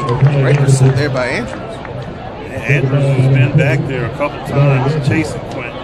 And he finally gets to the ball for a loss on a good tackle by excellent run over there by Andrews. Amari Andrews is the junior from Stone Mountain, Georgia. Stone Mountain has got 5 tackles now. They had 4 at halftime. So punting unit comes out. As Mashburn is back to punt. And receiving the kick is Johnny Willis. Spiraling punt, and Willis takes it on the run at the 45. He actually has some room to run on that side. A call for the fair catch and made it at the 45. Well, he saw, I think he heard Keyshawn Thomas, a sophomore from Conyers, Georgia, coming. And what happened was he saw him he saw him a little bit and went for the fair catch. He was coming hard. Punt there for Mashburn. Starting this possession at the 43-yard line. It's a good field position for the Tigers. Harris 8 for 11 in that first half. Makes the handoff and has room to run. Gets to the outside. Nice job right there by Zach Anderson to push him out of bounds at a 2-yard gain. See, Dominic Harris got to kind of remind you of Cam Newton a little bit. As big as he is, 240, 6'4", he gets outside. He's really strong. Took all he had was Anderson to get him down. It's 180 pounds of Zach Anderson it took to at least push the big guy out of bounds. Couldn't bring him down, but at least got him out for a short gain. So 4 yards on that last one to the 47. 2nd and 6. It's a handoff to Charlton. Charlton gets into Fort Valley State territory. It's down to the 49-yard line. Yeah, Trinity Charlton, the junior from Havana, Florida, came in, really had a good game out with Johnson Smith, but they use him like a scat back. He can catch it on the run, and he's pretty solid running back for the Tigers offense. An unexpected bye week for the Tigers last week due to Hurricane Florence, unable to play last week. Did they look sharp in that first half to you, Jason? Man, looked like they were waiting to get back on the field and play against somebody else. That first quarter was really fluent for the Tiger offense. There's the throw, left side, passes complete to Willis. And good job there by Andrew Robinson, sophomore from Thomasville, Georgia. Will be a first down at the 46-yard line of Fort Valley. Yeah, Willis is the speedster for the Tigers offense. He has that same speed that Smothers has for the Wildcats. Right. Willis looks like he put on some weight, put on some muscle. Really was a small guy last year, but he was very exciting to watch on the returns and the catches when he made it in space. As you see, he put on a little bit of weight over the summer. Second reception for Willis of the game. So a first down for Benedict, looking to extend its 14-7 lead. Just under 11 minutes to play in the third quarter. 3 wide outs for Benedict. And handoff goes to Charlton. And Charlton able to push the pile inside the 45 to the 43. And got a little extra stuff going on after the play. The Wildcats maybe trying to do a little psych job on the Tigers. 2 big linemen going at lineman and linebacker right there. Looks like. Number Boris Bryant, he was doing some yapping down there. Number 48. Second down here from the 43-yard line. That's McClendon, the fullback for the senior from Augusta, Georgia.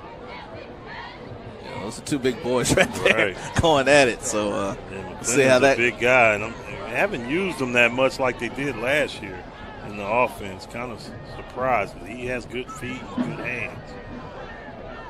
Second down, Harris lost the snap and was just at the eat the football at the 44-yard line of Fort Valley.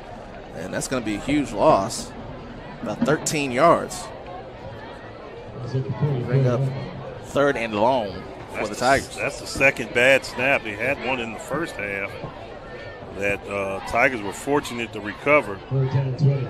It's the second bad snap for the center for the Tigers. So after the loss of 13, it'll be 3rd down and 20 to get all the way to the Fort Valley State 36 for a first down. believe that's Brian McNeil, who's the center for the Tigers. He's from Chicago, where he just came from. I just came back from Chicago. That's where I was at all this time. Tigers are 2 for 4 on third downs coming into this one. Third down, Harris looking right side, pass is caught. And staying on his feet is Draylon Freeman. Draylon Freeman gets to the 40-yard line. It will be short of the first down. They'll mark it at the 39-yard line, so they got 17 back, but they needed 20. Yeah, Freeman, Harris has missed him a couple times on a couple bombs. And the junior from Columbus, Georgia, has been pretty solid early in the season for the Tigers. They've become fourth down. His favorite receivers. And FloFootball might have wanted to go for it there, but decides to bring the punter out.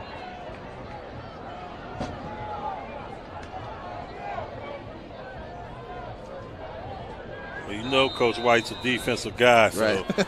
he's probably want to pin him back. Now they're going to talk about it, looks like. Yeah, it looks like we're going to have a timeout. Just want to remind you that the 2018 SIAC Cross Country Championships are coming to Rock Hill, South Carolina, taking place on November the 2nd.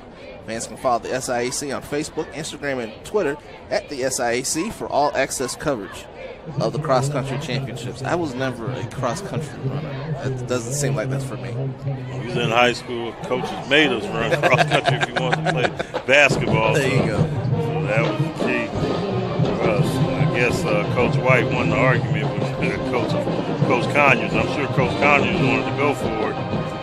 Coach White says, get the field position. He's a defensive guy. Both coaches are as well. So Coach Porter also, he was a defensive back. So both are defensive guys.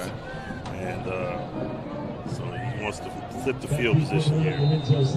Mario Trail back to punt. Smothers is standing at his own 10. And this is a wobbling punt into the end zone. It goes for a touchback. It'll come out to the 20-yard line. So Benedict on top, 14-7 on Fort Valley State. So just like last week, Fort Valley State just kind of hanging around. And last week against Miles, they were able to score those 14 points in the fourth quarter to get the win. So kind of a similar situation for Fort Valley this week. And another advantage that Fort Valley has is they probably got the best kicker in the conference, and Gutierrez, and he is usually money on the field goal. He just had some bad luck with some holding the ball with Smothers, and then the one that got blocked. He is pretty automatic, and he has pretty good range as well. First down from the 20 for Fort Valley State. Second possession of the second half for them. And the pitch goes to Smothers. Smothers tries to get outside. He does down the sideline. Watch out. He's finally dragged down from behind, but not before he gets a first down to the 32-yard line. Looks like Andrews made another stop. Yeah, it looks like bad angle by the DB for the Tigers. DeRon Williams, the freshman from Austell, Georgia, had a shot to tackle Smothers for a loss and just had a bad angle. That one good for 13 to the 33-yard line. So first down again for the Wildcats. And the pitch goes to Smothers, and Smothers is in trouble in the backfield. Able to try to make something out of nothing. Almost got back to the original line of scrimmage. Good pursuit by the Tigers. Yeah, Mari Andrews back there again for the Tigers, along with Wendell Bang, the sophomore right here from Columbia. Local kid right down the street, C.A. Johnson, within a matter of miles from Benedict. So just a loss of one. So Smothers did a good job. It looked like it was going to be about a 5 or 6 yard loss, but he turned it into a 1 yard loss. They're holding true to what you said. He's going to get a lot of touches. He's definitely getting a lot of them. 3 wideouts on this second down and 11.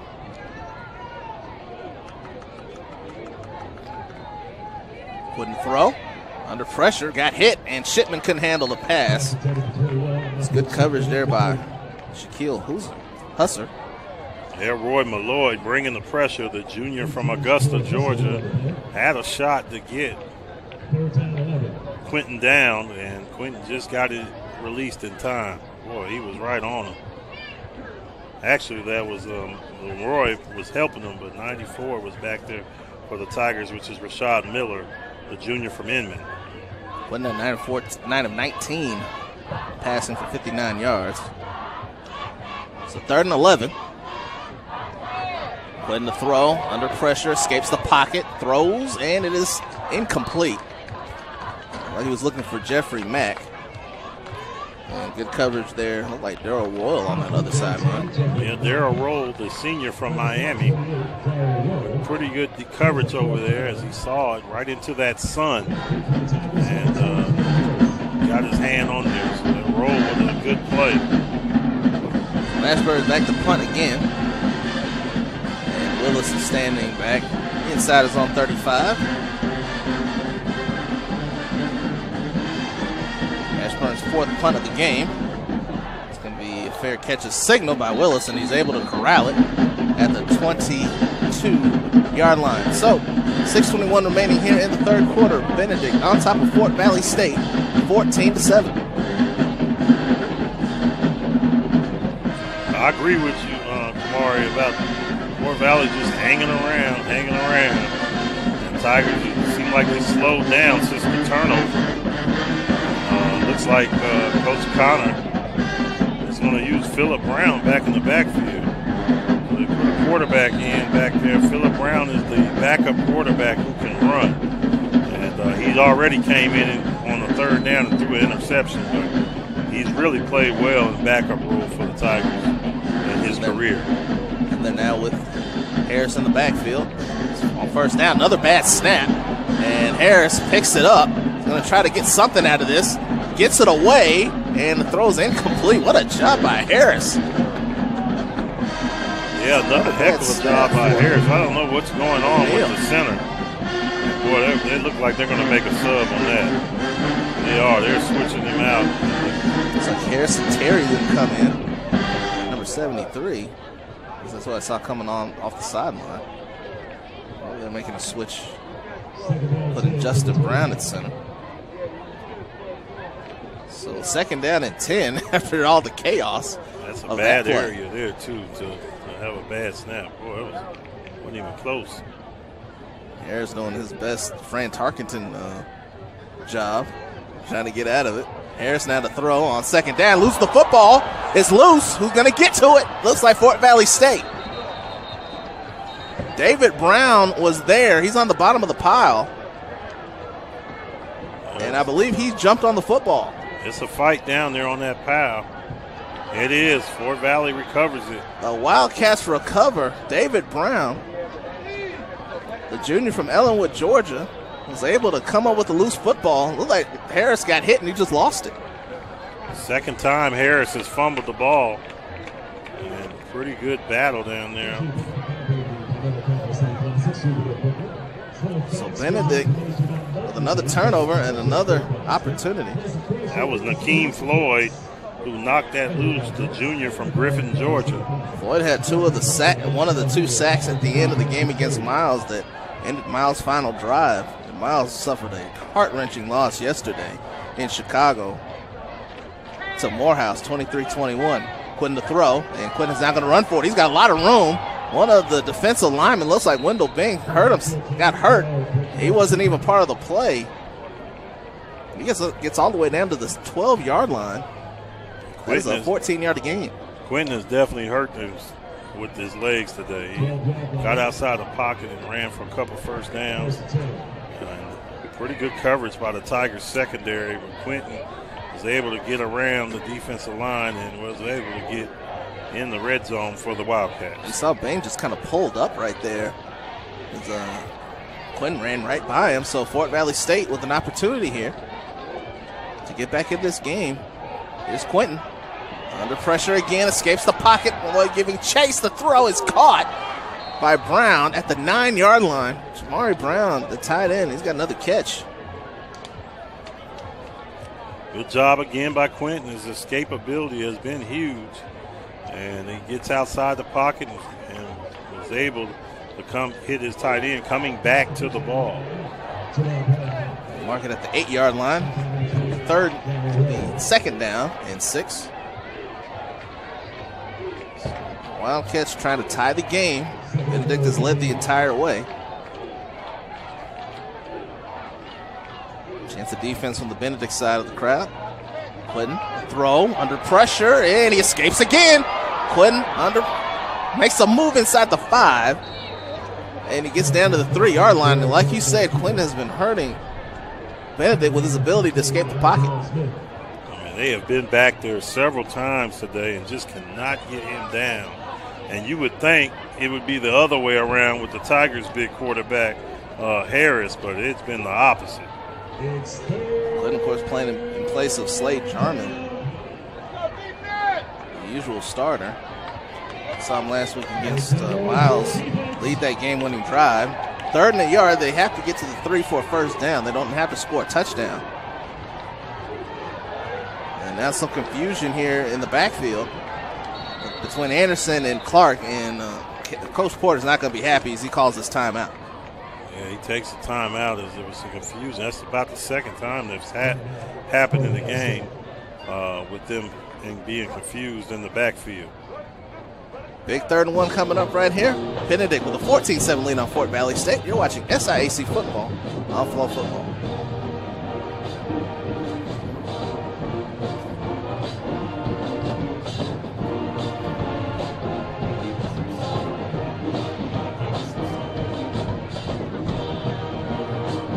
So Fort Valley trying to tie this thing up here, 14-7, and they're back in the red zone. They've blown 2 field goal attempts. The Tigers have been fortunate with that because they do have probably the best kicker in the conference.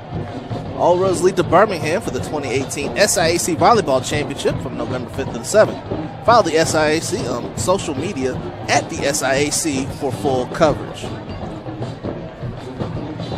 It's going to be interesting what kind of play they've got. They've got several options here on 3rd and 1 where you don't have to necessarily get a touchdown to get a first down. Looks like they're going to go back to that same formation they were trying earlier with Clark and Anderson in the backfield. This is probably 4-down territory for the Wildcats.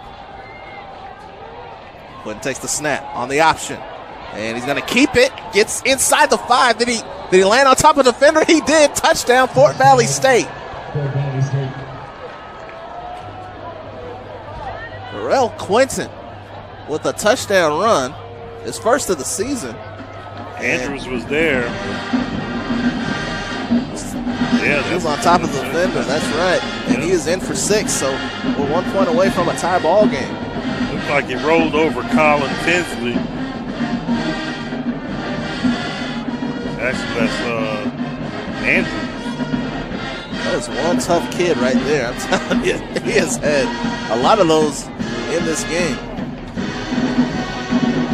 Now Gutierrez trying to tie the game.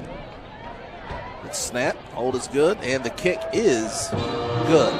And the game is tied at 14, so Fort Valley State once again playing from behind, down 14-0 at one point. They have tied it at 14. You're watching SIAC Football on Flow Sports.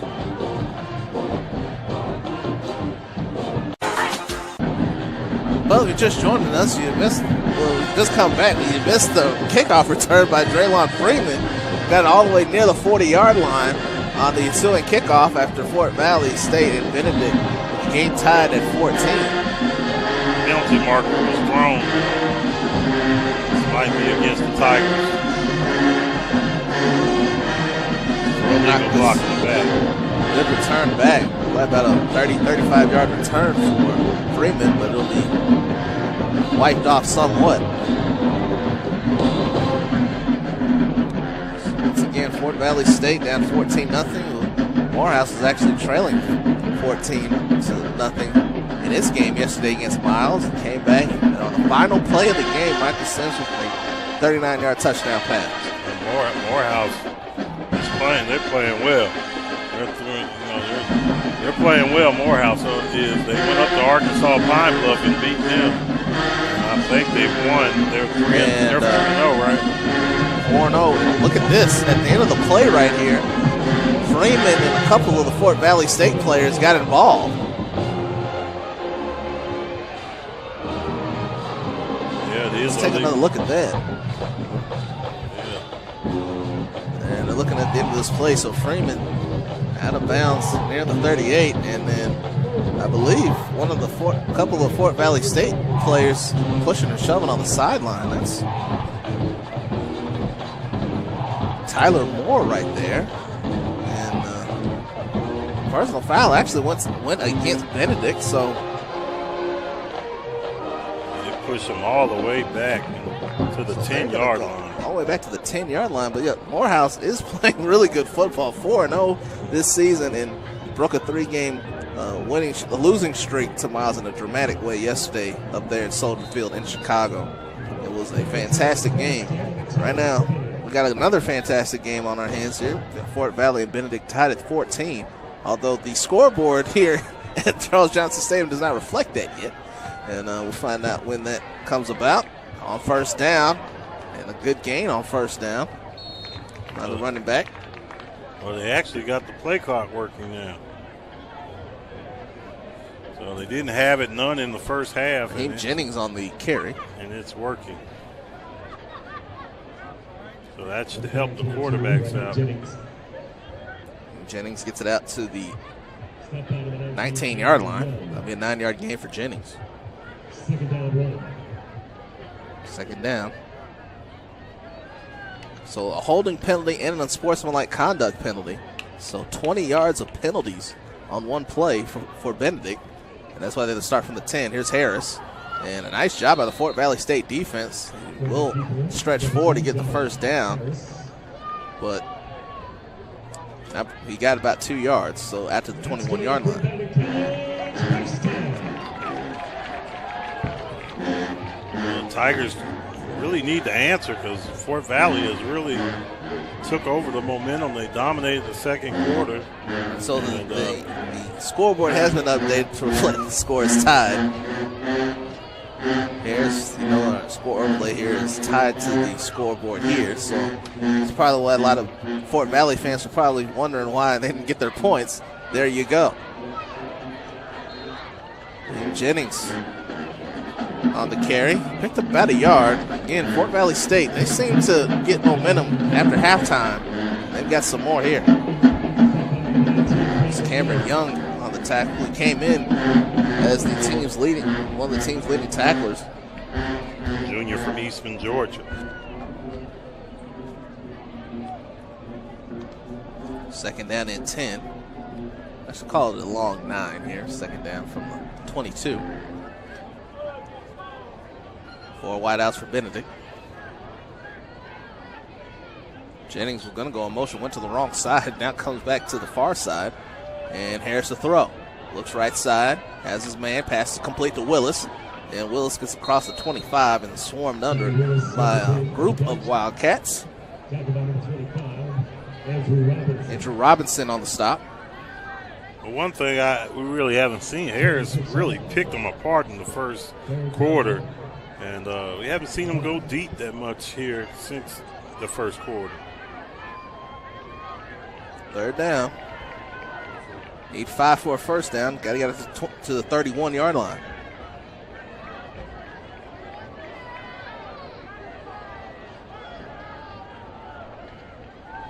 Final minute of the third quarter. Harris throws left side, too high for Freeman.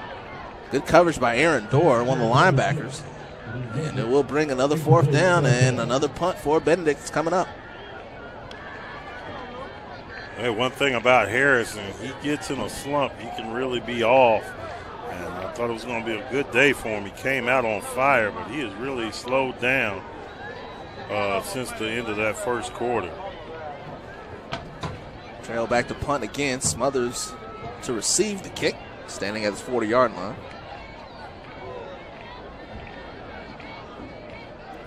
This is the third. Oh, there's a bad snap again, and it's picked up by Fort Valley State. Cameron Young for a Fort Valley State touchdown. For the second time today, Fort Valley State returns a fumble for a touchdown, this time off a bad snap on a punt. Looks like, I don't know if it was a high snap, it looked like he just dropped it. The snap was wide, and Trail just missed it. And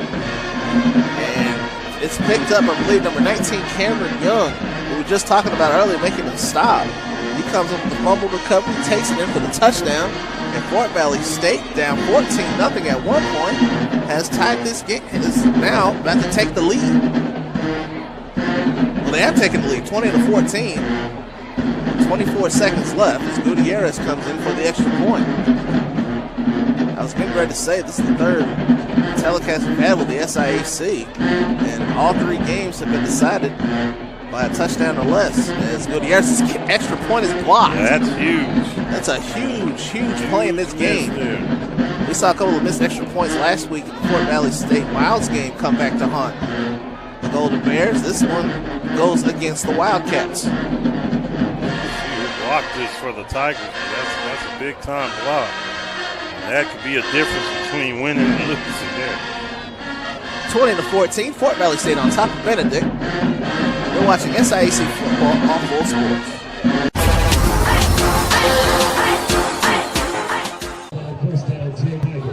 Off the touchdown from Fort Valley State, 20-14 is the score. Johnny Willis had that last kick return. He's out to the 25-yard line. So 6-point game here. Fort Valley State on top for the first time.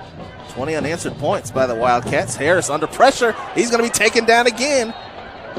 That time it was Octavius Hall was the first man that got back there for Fort Valley State. I think they were confused back there. I think Harris was supposed to hand it off. That's going to be the last play of the third quarter, and it definitely was owned by Fort Valley. That will end the third quarter. So Fort Valley State up 20-14 on Benedict. As we head to the fourth quarter, Fort Valley State pull off another come-from-behind win. We'll find out. You're watching SIAC Football on FloSports.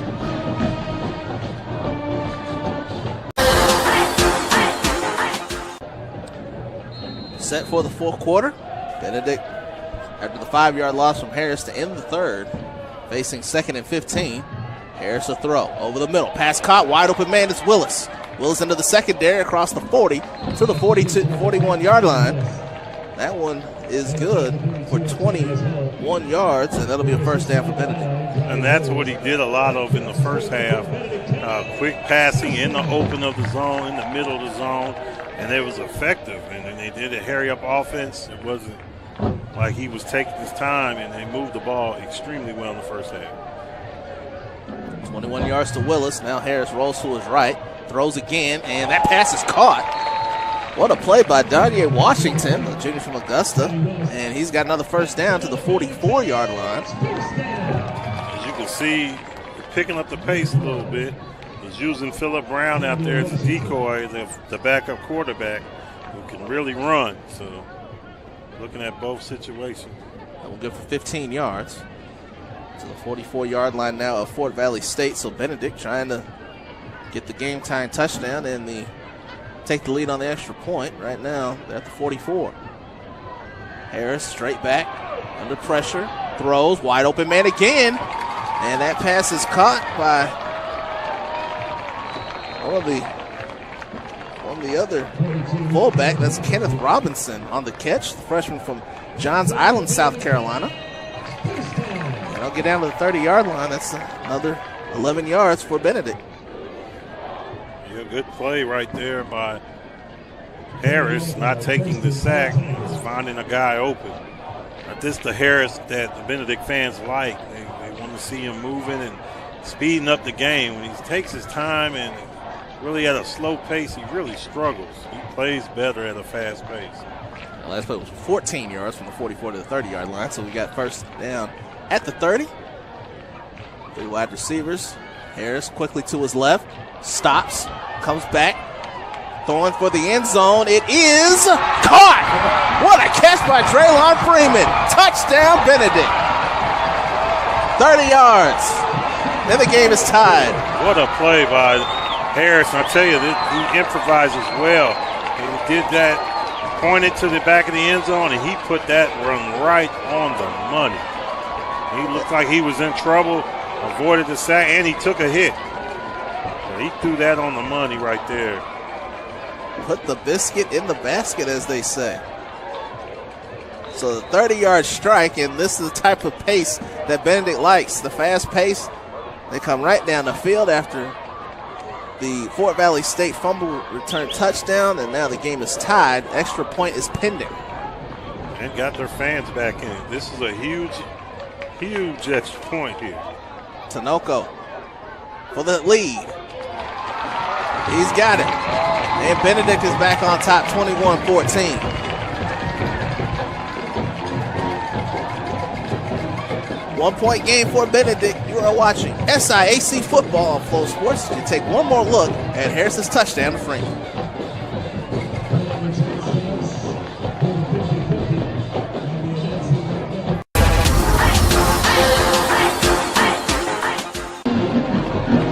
Back here in Columbia, South Carolina's Charles Johnson Stadium, returned by Jeremy McCants. And we got flags on the play. It might be holding or Locking the back. Oh, face mask. Face mask. Might be a face mask right there on that. Carter for the Tigers, the sophomore from Albany, Georgia. There's definitely a block. This might offset. There's the hit right there's the. Right. Yep, he grabbed him right there as the tackle was made. He got nothing but face mask on that one. It's a holding against Fort Valley. So we'll be holding against Fort Valley. Missed the face mask. 10, so they missed the face Tigers catch a break. Well, Kamar, you've been in some barn burners the last couple of weeks. I'm telling you, look like we're set for another one. If they see me at any of these places next week, they're gonna know they're gonna be in for a nail biter. I think the coaches might not want me to come to their next game. They don't like having. They're already losing some hair as it is. Pitch from Quentin out to Anderson. Anderson with nice job there by Andrews again. Just from what I've seen already today, he's been all over the field today. And again, some extra stuff, a little chippiness as the game winds down. I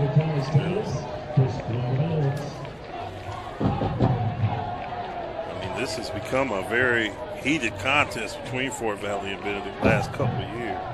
So, Coach White talking about a guy that started 0-10 in his first season, and look at the program now and where it's at. This East Division, especially with Morehouse, the way they've started, this is going to be a very, very tight race throughout the year. I believe Benedict travels to Atlanta. I don't know what Fort Valley have them at home or not, but Benedict travels to Morehouse. I believe it's Morehouse's homecoming. So, all right, we'll have another timeout. Fans, all eyes are on the Western Division as the champion will earn a chance to host the 7th annual SIAC Football Championship on November the 10th. Fans can visit www.thesiac.com for official conference and championship game gear. So we got a 1-point game. Benedict on top of Fort Valley State. 12-18 to play in the fourth quarter, and that missed extra point by Fort Valley State again looming large in this game. And I think Fort Valley, Benedict has blocked 2 of their kicks. So the line for the Tigers. Both teams are missing some points. It's we've seen a couple of blocked kicks. We've seen a fumble snap on a punt return for a touchdown. We've seen a fumble recovery touchdown for Fort Valley. So we've seen a lot in this Eastern Division matchup between Benedict and Fort Valley State. The winner, especially if Fort Valley State gets a win, it really puts them in good position to take the division for the 3rd straight year. Here's Smothers. And again, Andrews with the tackle at the 11-yard line. Not much doing there. Roy Malloy also helping out, as Amari Andrews has been all over the place. It's 9 tackles now for Andrews. Fort Valley will have to go to Morehouse October 27th. That is going to be one fantastic ball game. It could decide the East Division. Of course, you also have Albany State has something to say about it as well. So this is going to be a great race. Right now, we've got a good one here. Quinn to throw. And over the middle, has a man open. That pass is caught by Jalen Loader. Had the game-winning touchdown reception last week. He gets it out to the 21-yard line, and more flags are flying. It is a first down for right now, but let's see what's going on. Loader on the bottom of that pile. It's a little shaken up, I think. Comes out with the football. Quinn has done a good job of this, rotating out and finding somebody open with the pressure, attacking him. And let's see where we can get this foul. I don't know how that could be a personal foul. I mean, a whistle wasn't blown.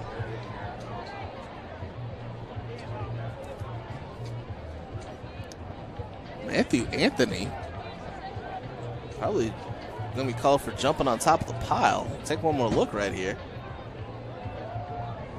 Well, there were two guys, actually. That's actually 44, I think. Tinsley. Yeah, he just dived in there. That's going to be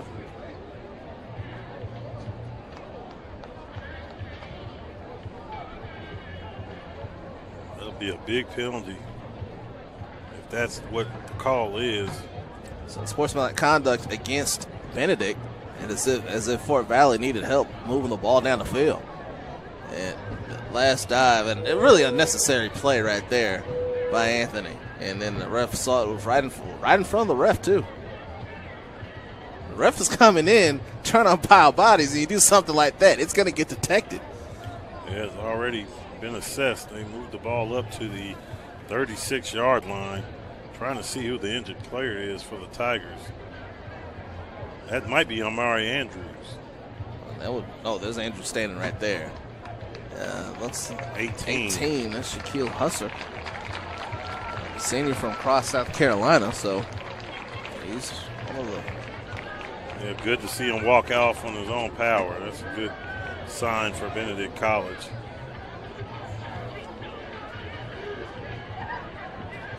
Coach White cannot be happy with that personal foul. No, he is not. It puts Fort Valley State at the 36-yard line for this first and 10.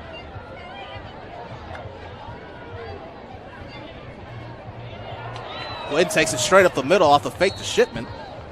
A nice gain on first down out near the 43-yard line. They'll pick up about 7. And a good decision because Colin Tinsley was back there. And I'm sure he was trying to make up for his personal foul, trying to get him for a loss. 3 yards to go here on second down from 43. So Fort Valley looking to take the lead. 4 minutes gone by here in the fourth quarter. 4 wideouts for the Wildcats.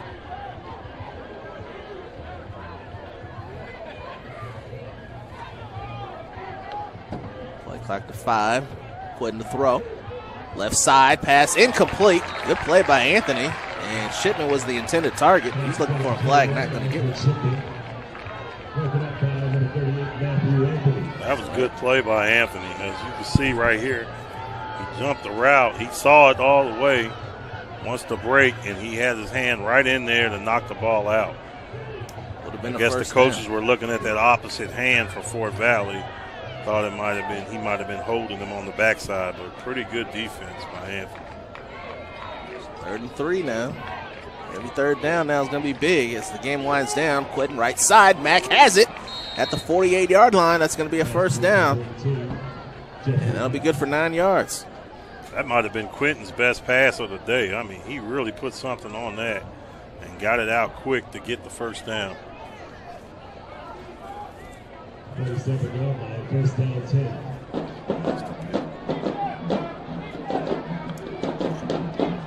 First down at the 47-yard line after the 10-yard pickup by Mack on that first down. So big throw and catch. Like you said, Quentin, 12 of 24 now for 83 yards. Probably his best throw of the day. Back to pass again. Mack. This makes the catch. Oh, boy, if he had gotten away right there, he would have had 6 points. Instead, he's out of bounds at the 38-yard line. That's 9 yards. Yeah, really. It's like Quentin's got himself in a groove right now. He put some zip on that. Good catch. Made sure he had his feet in. You are correct. Well, if he could have stayed balanced, could have been something special. And Tigers again get back at Quentin. Pass incomplete. And Quentin is down, and he hit the turf, and that's not a good sign.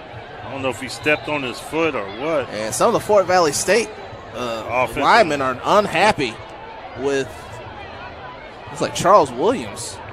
Well, Williams was trying to hold him up. Looked like he had him right there, and can't see, but it looks like he was trying to hold him up. And I don't know if Quentin landed wrong but this could be a huge play because Quentin really had himself going. While they sort it out, we will take a break. 1 point lead for Benedict. 9:46 to play. You're watching SIAC Football on Flow Sports.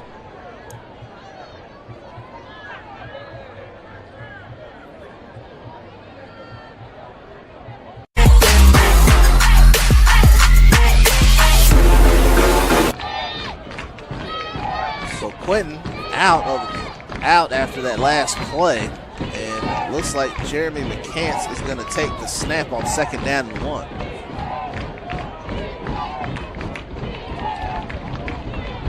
Smothers in motion. McCants almost dropped the snap, and we're going to have a timeout. Coach Porter saw something and might have saved that play right there. But that didn't look like it was going to go well on the high snap. Got timeout on the field.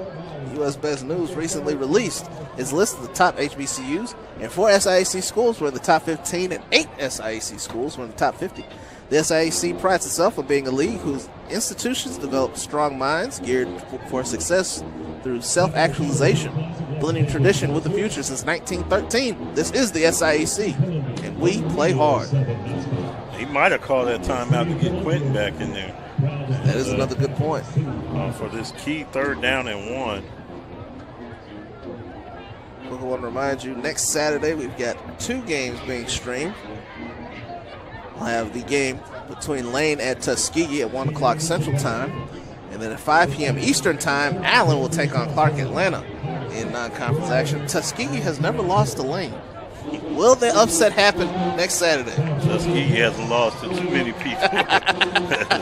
And they're definitely got a good program, Coach Slater then. And Allen, where I'm employed at, will be going to Clark Atlanta. Should be an interesting game. Kantz almost broke the tackle, and he'll be short of the 1st down as he finally got lassoed at the 39-yard line. See what Coach Porter does here. It looks like he's going to go for it. 3rd and 2 actually coming up. McCants thinks he's got the 1st down. I don't know how he can think that. It's going to be 3rd down. So it's 4th down. We have to somebody's got the down mark in the wrong spot. So it is 4th and 1, and we'll see what he does. Chris Daniels is in at quarterback right now. Quentin's still being looked at on the sideline. I think Coach Porter wants it to be measured. I think he wants to know how far he has to go. Yeah, I think that's what he wants to do. And I believe that's what he wants. He wants the chains to come out and measure his 1st down. So as the chains come out, if Porter does go for this on this 4th down, depending on how long it's what play are you looking at if you're Benedict? What play are you looking for, actually? Well, the strength of Benedict's defense is the defensive line, so it's got to be something on the outside, probably to number 1, Smothers. Get the ball in his hand, and hopefully he can get that yard in some space. I think between the tackles wouldn't be a good move for There were a couple plays last week, a couple of touchdowns, especially on the game winner, where they would slip someone out of the backfield into the flat and move someone, send receiver deep, move that underneath. That's about 6-8 yards they would get on those plays. So let's see if they go to that play. That's the first thing. Let's see who's coming out at quarterback. Looks like Quentin is back because he's talking to the coordinator. Looks like it will be Quentin. So 4th and 1, big play. 9:03 to play, 4th quarter. Fort Valley State out of timeouts. So this is huge play in this game.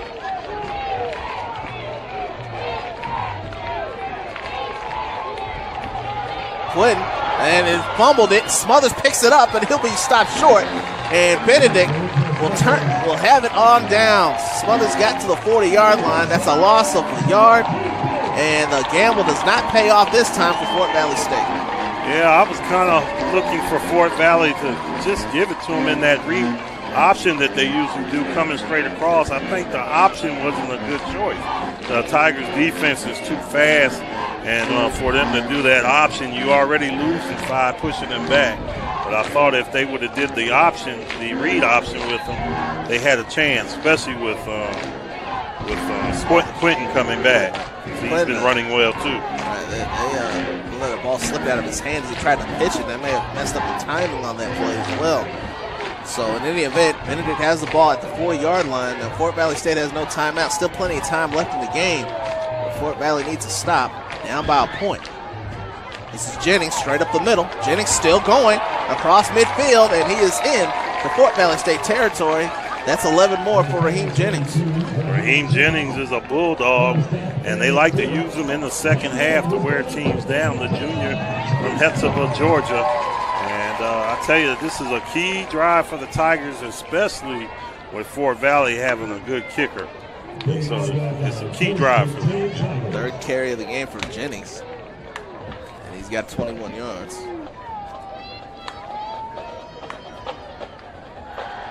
So we got first down at the 49-yard line into Fort Valley State territory. Benedict trying to create some breathing room. Harris rolls out left side. Pass is good. That's Washington. Good tackle by Nico Wiggum. It's a 3-yard gain of the 46-yard line. Wiggum, a junior from Fort Lauderdale. Had a chance for a couple of picks last week and couldn't come up with either one. There was one right in his hands, and he just let it slip through.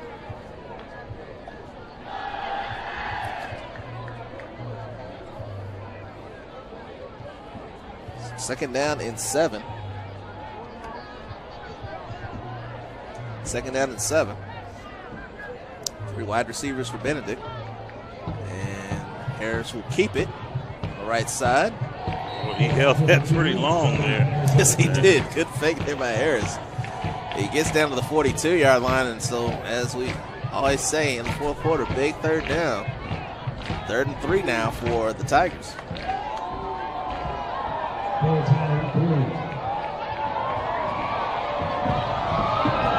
Fans up on their feet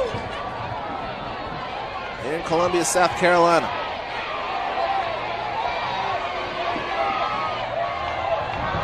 Trying to start the wave, and some fans aren't cooperating. 3rd and 3. Harris keeps, runs into his old man, does get the first down, and he is tackled at the 36-yard line. Finally stopped. That one good for 6 yards. And for the second straight week, it is up to the Fort Valley defense to try to get something going.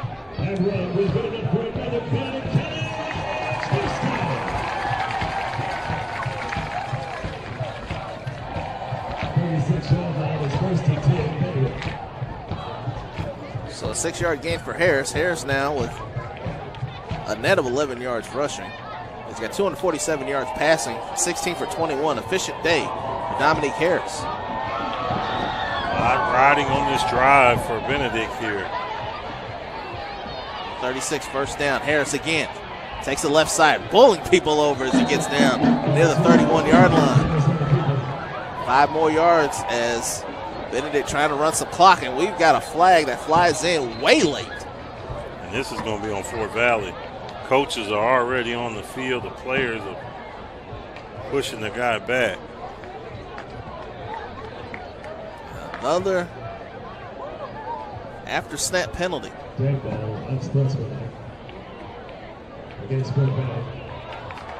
penalty, and I tell you, there were 2 guys there throwing punches, and that Coach Porter cannot be happy about that. No.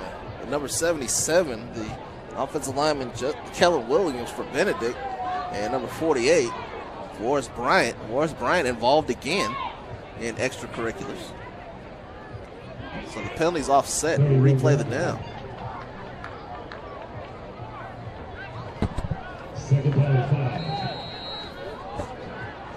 Second down and 5.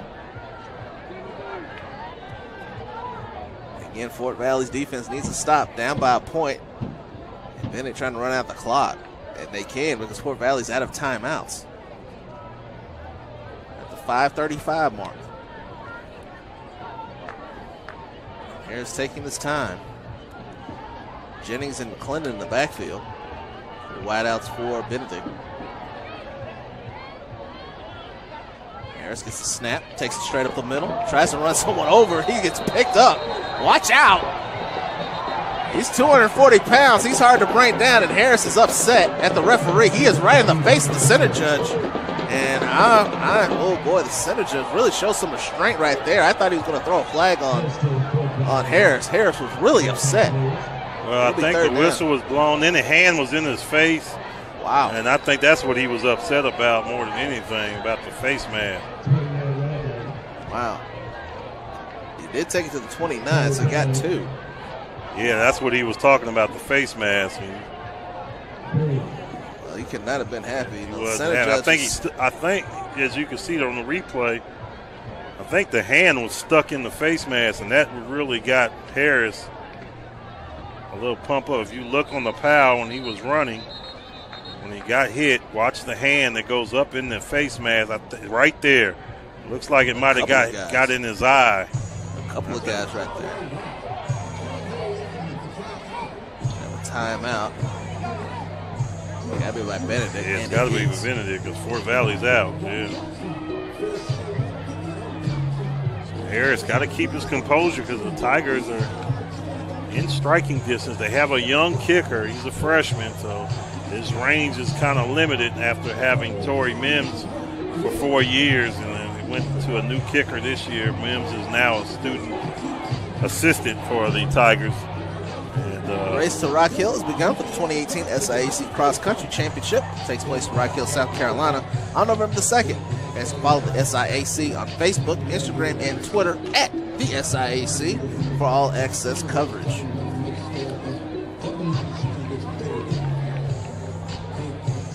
So what a weekend it has been.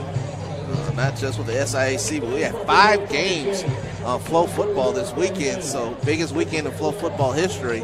And yesterday, Miles at Morehouse was a dramatic finish. Morehouse got a big win yesterday, and Miles for the second straight week suffered a tough loss. And right here, Fort Valley State locked in another tight one, this time with Benedict in a huge division matchup. Of course, both teams still have Morehouse on the schedule. But this game right here is the start of a round-robin tournament because Albany State also has something to say about what happens in the East. Always a tough out. Don't discount Clark Atlanta. They might decide who comes out of the East. Not necessarily win it, but decide it. 3rd and 5. The pass is incomplete. I'm looking for a flag, and it's not going to come. Looked like he was looking for the intended receiver, Jamin Yessen. Dorr was there on the coverage. There were 2 guys there, as a matter of fact. So it'll be 4th down. I'm surprised at this. I thought the Tigers, this would be 3-down territory. Oh, actually, they're going to punt it. It's going to be a punt. They're going to try to pin Fort Valley State deep with 4:17 left. Surprised that Coach White didn't go for that 4th down? Yeah, I'm kind of surprised. I thought this was 4-down territory. Why not give it to Harris? He's been running the 3 yards every carry. And I thought Harris picked the wrong receiver on that. Had the outside guy wide open. Smothers inside his own 5. Low snap. Trail picks it up. The kick. And this one will bounce. Oh, Smothers touched it. It's loose. It's picked up by Benedict, and it's a touchdown. What a mistake by Smothers. And Johnny on the spot is Cedric Crotty, who picks it up, and Benedict now has a fumble recovery touchdown. Very surprised at Smothers, the sure-handed veteran. Oh, he sure did touch it. He touched it right at the 1. I don't know what he was thinking. I think he was thinking that ball was going to stay in play, and maybe he could have gotten some yards out of that. Well, oh my goodness, for the second time today, Smothers has made a mental error. My goodness, Smothers, usually a sure-handed receiver. He clearly touched it. And he clearly touched it first. Right there, look what I found, 45. Johnny on the spot. He was surprised. I don't think he knew what it I'm glad he ran it in, just to make sure. And for the Tigers' sake, and, Fort Valley, that's a tough break there. And a heck of a ball. Smothers is upset. I think he's talking to one of the officials. I don't know if he thought he was maybe blocked into that football or maybe knocked into him. I don't know, but let's take one more look. Smothers, he's still adjusting his well, let's see if they give him a touchdown. Let's find out. So they don't give him the touchdown, take the points off the board. He's definitely touched the football. Yeah, he touched the football. And then he tried to pick it up. Are they saying he was in the end zone? Well, it don't matter. He has to have control. He's on the end line, and I'm trying to figure out if that's going to be. Well, everybody's confused now. I don't know what's going on now. Oh, he can't advance it. Well, so you can't advance it. That's what it is. Okay. That's what it is. So the Tigers will get the ball. Tigers will get the ball on the doorstep of extending the lead. Yep. This got Dominique Harris's name all over here for the Tigers, I'm sure. So you can't advance that fumble. It's on 4th down. So the punt by Smothers, a dropped snap on a hold, and Smothers, not a usual day for Lorenzo Smothers. He's usually one of the most reliable players in the league. Harris tried to sneak it forward. He's in. Touchdown, Benedict. And didn't take long. Benedict does get the touchdown. And now Fort Valley is up against it now down 7. They're going to hope that this extra point does not go through. So Lorenzo Smothers, a heck of a player, athlete for the Wildcats, and just caught a bad break there. Just not a good decision. You know, you always taught if kicked and it's over the 10-yard line to let it go. And he just went back there. I don't know what he was thinking about. It looked like it was going to go into the end zone. In any event, the extra point is up and good by Tinoco. So Benedict now with a 28-20 lead on Fort Valley State, 3:58 to play in the 4th quarter. You're watching SIAC Football on Flow Sports.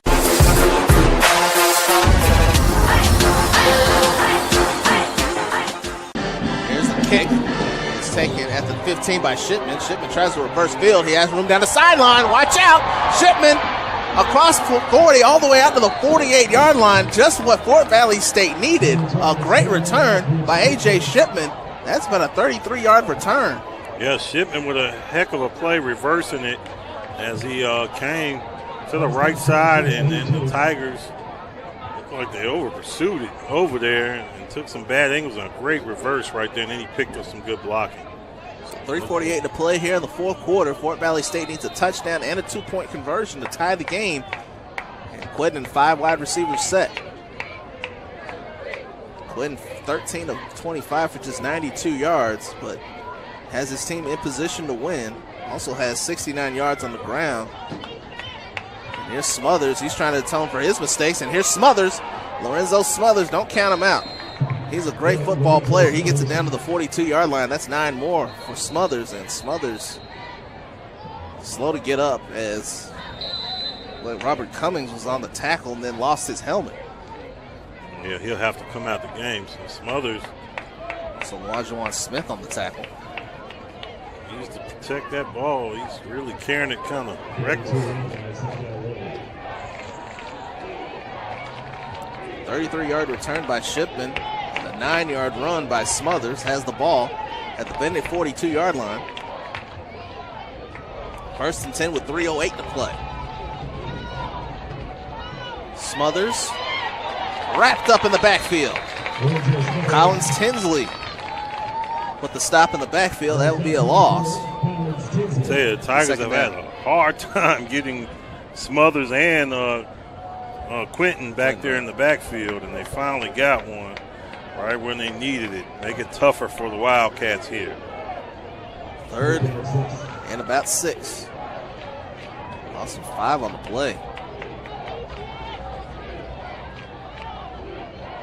Fort Valley State 6 of 15 on 3rd downs. Quitting the throw. Right side. That pass was deflected at the line of scrimmage. Looked like that was big number 92 right there. Keem Holmes, the senior from Baltimore, he was given some pressure back there in the first half, but Quentin was just maneuvering past those defensive linemen that were getting back there. So 4th down. They're going to go for it here. You got to figure that this might be the football game, although you never know after what happened yesterday. It looked like the game was over yesterday. And Morehouse got the touchdown at the end, so I'm not going to call it like I did yesterday. We're going to just see what happens right here. 4th and 6. Got to get to the 41 for a first down. Quinn looking to throw. Going deep. Man open. Smothers makes the catch inside the 15. Lorenzo Smothers. Now flag is down on the opposite side of the field. Flag back at the 47-yard line. Let's find out what this is about. This might be coming back. As you can see.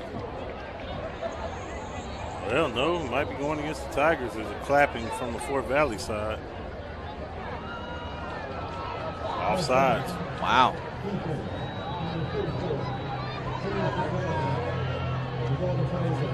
I don't understand how Smothers got so wide open in your defense. How can you let that guy get loose like that? It was easy, really. He was wide open. It's a 34-yard reception by Smothers. It's his second of the day, and it puts Fort Valley State in the red zone. This is unbelievable for the 3rd straight game. 1:55 to play. Quinn looking to throw. Under pressure. Watch out. They can't bring him down again. Quinn gets it away. Throws for the end zone. It's incomplete. Almost intercepted. Shipman was back there as a receiver. And that was good coverage by Trevonte Brown. Trevonte Brown, Jr. from Albany, Georgia, was back there and almost came up with the interception. Colin Tinsley again back there in the backfield. Him and Amari Andrews have been back there several times. Cannot get Quentin down. Heck of a move by Quentin. They can't bring this kid down. Quentin at 14 to 28. 126. Clark in the backfield. Smothers and Mack to the near side. It's Brandon Davis at the top. Quentin to throw. Under pressure. Trying to escape. He can't get away. That time, Rakeem Holmes got to him back at the 22-yard line. And it'll be 3rd down and long. Fort Valley has to hurry up. They have no timeouts. 1:25 to play, out of timeouts. And you really can't spike the football right here because if you do, you only have 1 play left.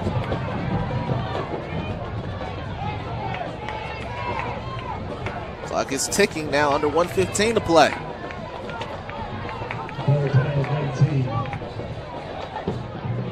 Third and 19. Clock continues to move. Now down to a minute. They've let a lot of time go off the clock here. Play clock down to 2. Quinn to throw. Left side, off the hands of Jamari Brown. And it'll be 4th down and 19. And they'll have to go for it. Had a man. He was open. Good throw. I think he just put a little too much, and it was behind him as it goes through the hands. Would have been a short game, but probably would have put him in the position for more of an opportunity. So this could decide the ball game. 4th down and 19. Got to get to the 3-yard line for a first down. Can Fort Valley State come up with some more magic? Empty backfield for Quinn. And you got to watch out for his legs too in this situation. Exactly. Quinn to throw. Under pressure. Throws it into the end zone. Incomplete. No flag. Benedict takes over on downs. And that might do it for Fort Valley State. And Benedict looks like it's going to come away with its first win in conference play. Yeah, and I'll tell you, pretty good coverage. That sack becomes huge by Holmes and makes it a 4th and long, and just didn't have a chance. Pressure coming. Tinsley again getting back there and really got held. I don't see how a call wasn't on that. Throws in the end zone and good coverage back there. And I tell you, I hate to see a play like that happen for a kid like Smothers. Heck of an athlete, and just a tough way. It's something, well, it's almost similar to last year in overtime when Harris had the touchdown run and fumbled the ball, switching hands. So you hate to see that happen. I can see this Benedict looks like it's going to go on to get the win here. And the knee by Harris. not going to have to run another play. The Tigers of Benedict, off of that off week that they didn't expect, but they had to hold on a tough rally from Fort Valley State. But Benedict with a 28-20 win on Fort Valley State to get one up ahead in the SIAC East race. Big win for the Tigers tonight, Jason. Yeah, huge win, and you just, like I told you when you first came, Kamari, about how Mike White started this program 0-10, and now he's in contention. He was picked to finish second in the SIAC this year, and now he's got the program 1-0, beating a Fort Valley game that they needed to win to have a chance to win the Eastern Division. I think the thoughts of them losing last year, remembering that, how important that was, they put a lot of emphasis on this game. That's probably why they came out playing well in the first quarter. Looks like we're going to take a look at the final stats here. And in the second half, it pretty much was an even game. Benedict got out to that 14-0 lead, and then Fort Valley State, they scored 20 unanswered. Then Benedict scores 14 unanswered. Seesaw battle, but once again, Dominic Harris, 16 for 22, 247 yards, and 2 big touchdown passes. Then you got to go back to the special teams play. The 2 block kicks becomes huge in this game, right, because you were in Gutierrez's field goal range on that last drive. And when they made those 2 field goals, the field goal could have won it for Fort Valley. So a lot of tough breaks. They had the block field goal and the block extra point. The block extra point. So those 2 plays were huge in this game. I mean, they became huge. The turnovers were pretty much big from the Benedict side and got Fort Valley back in the game. So both teams going towards their bands and going to finish this thing off.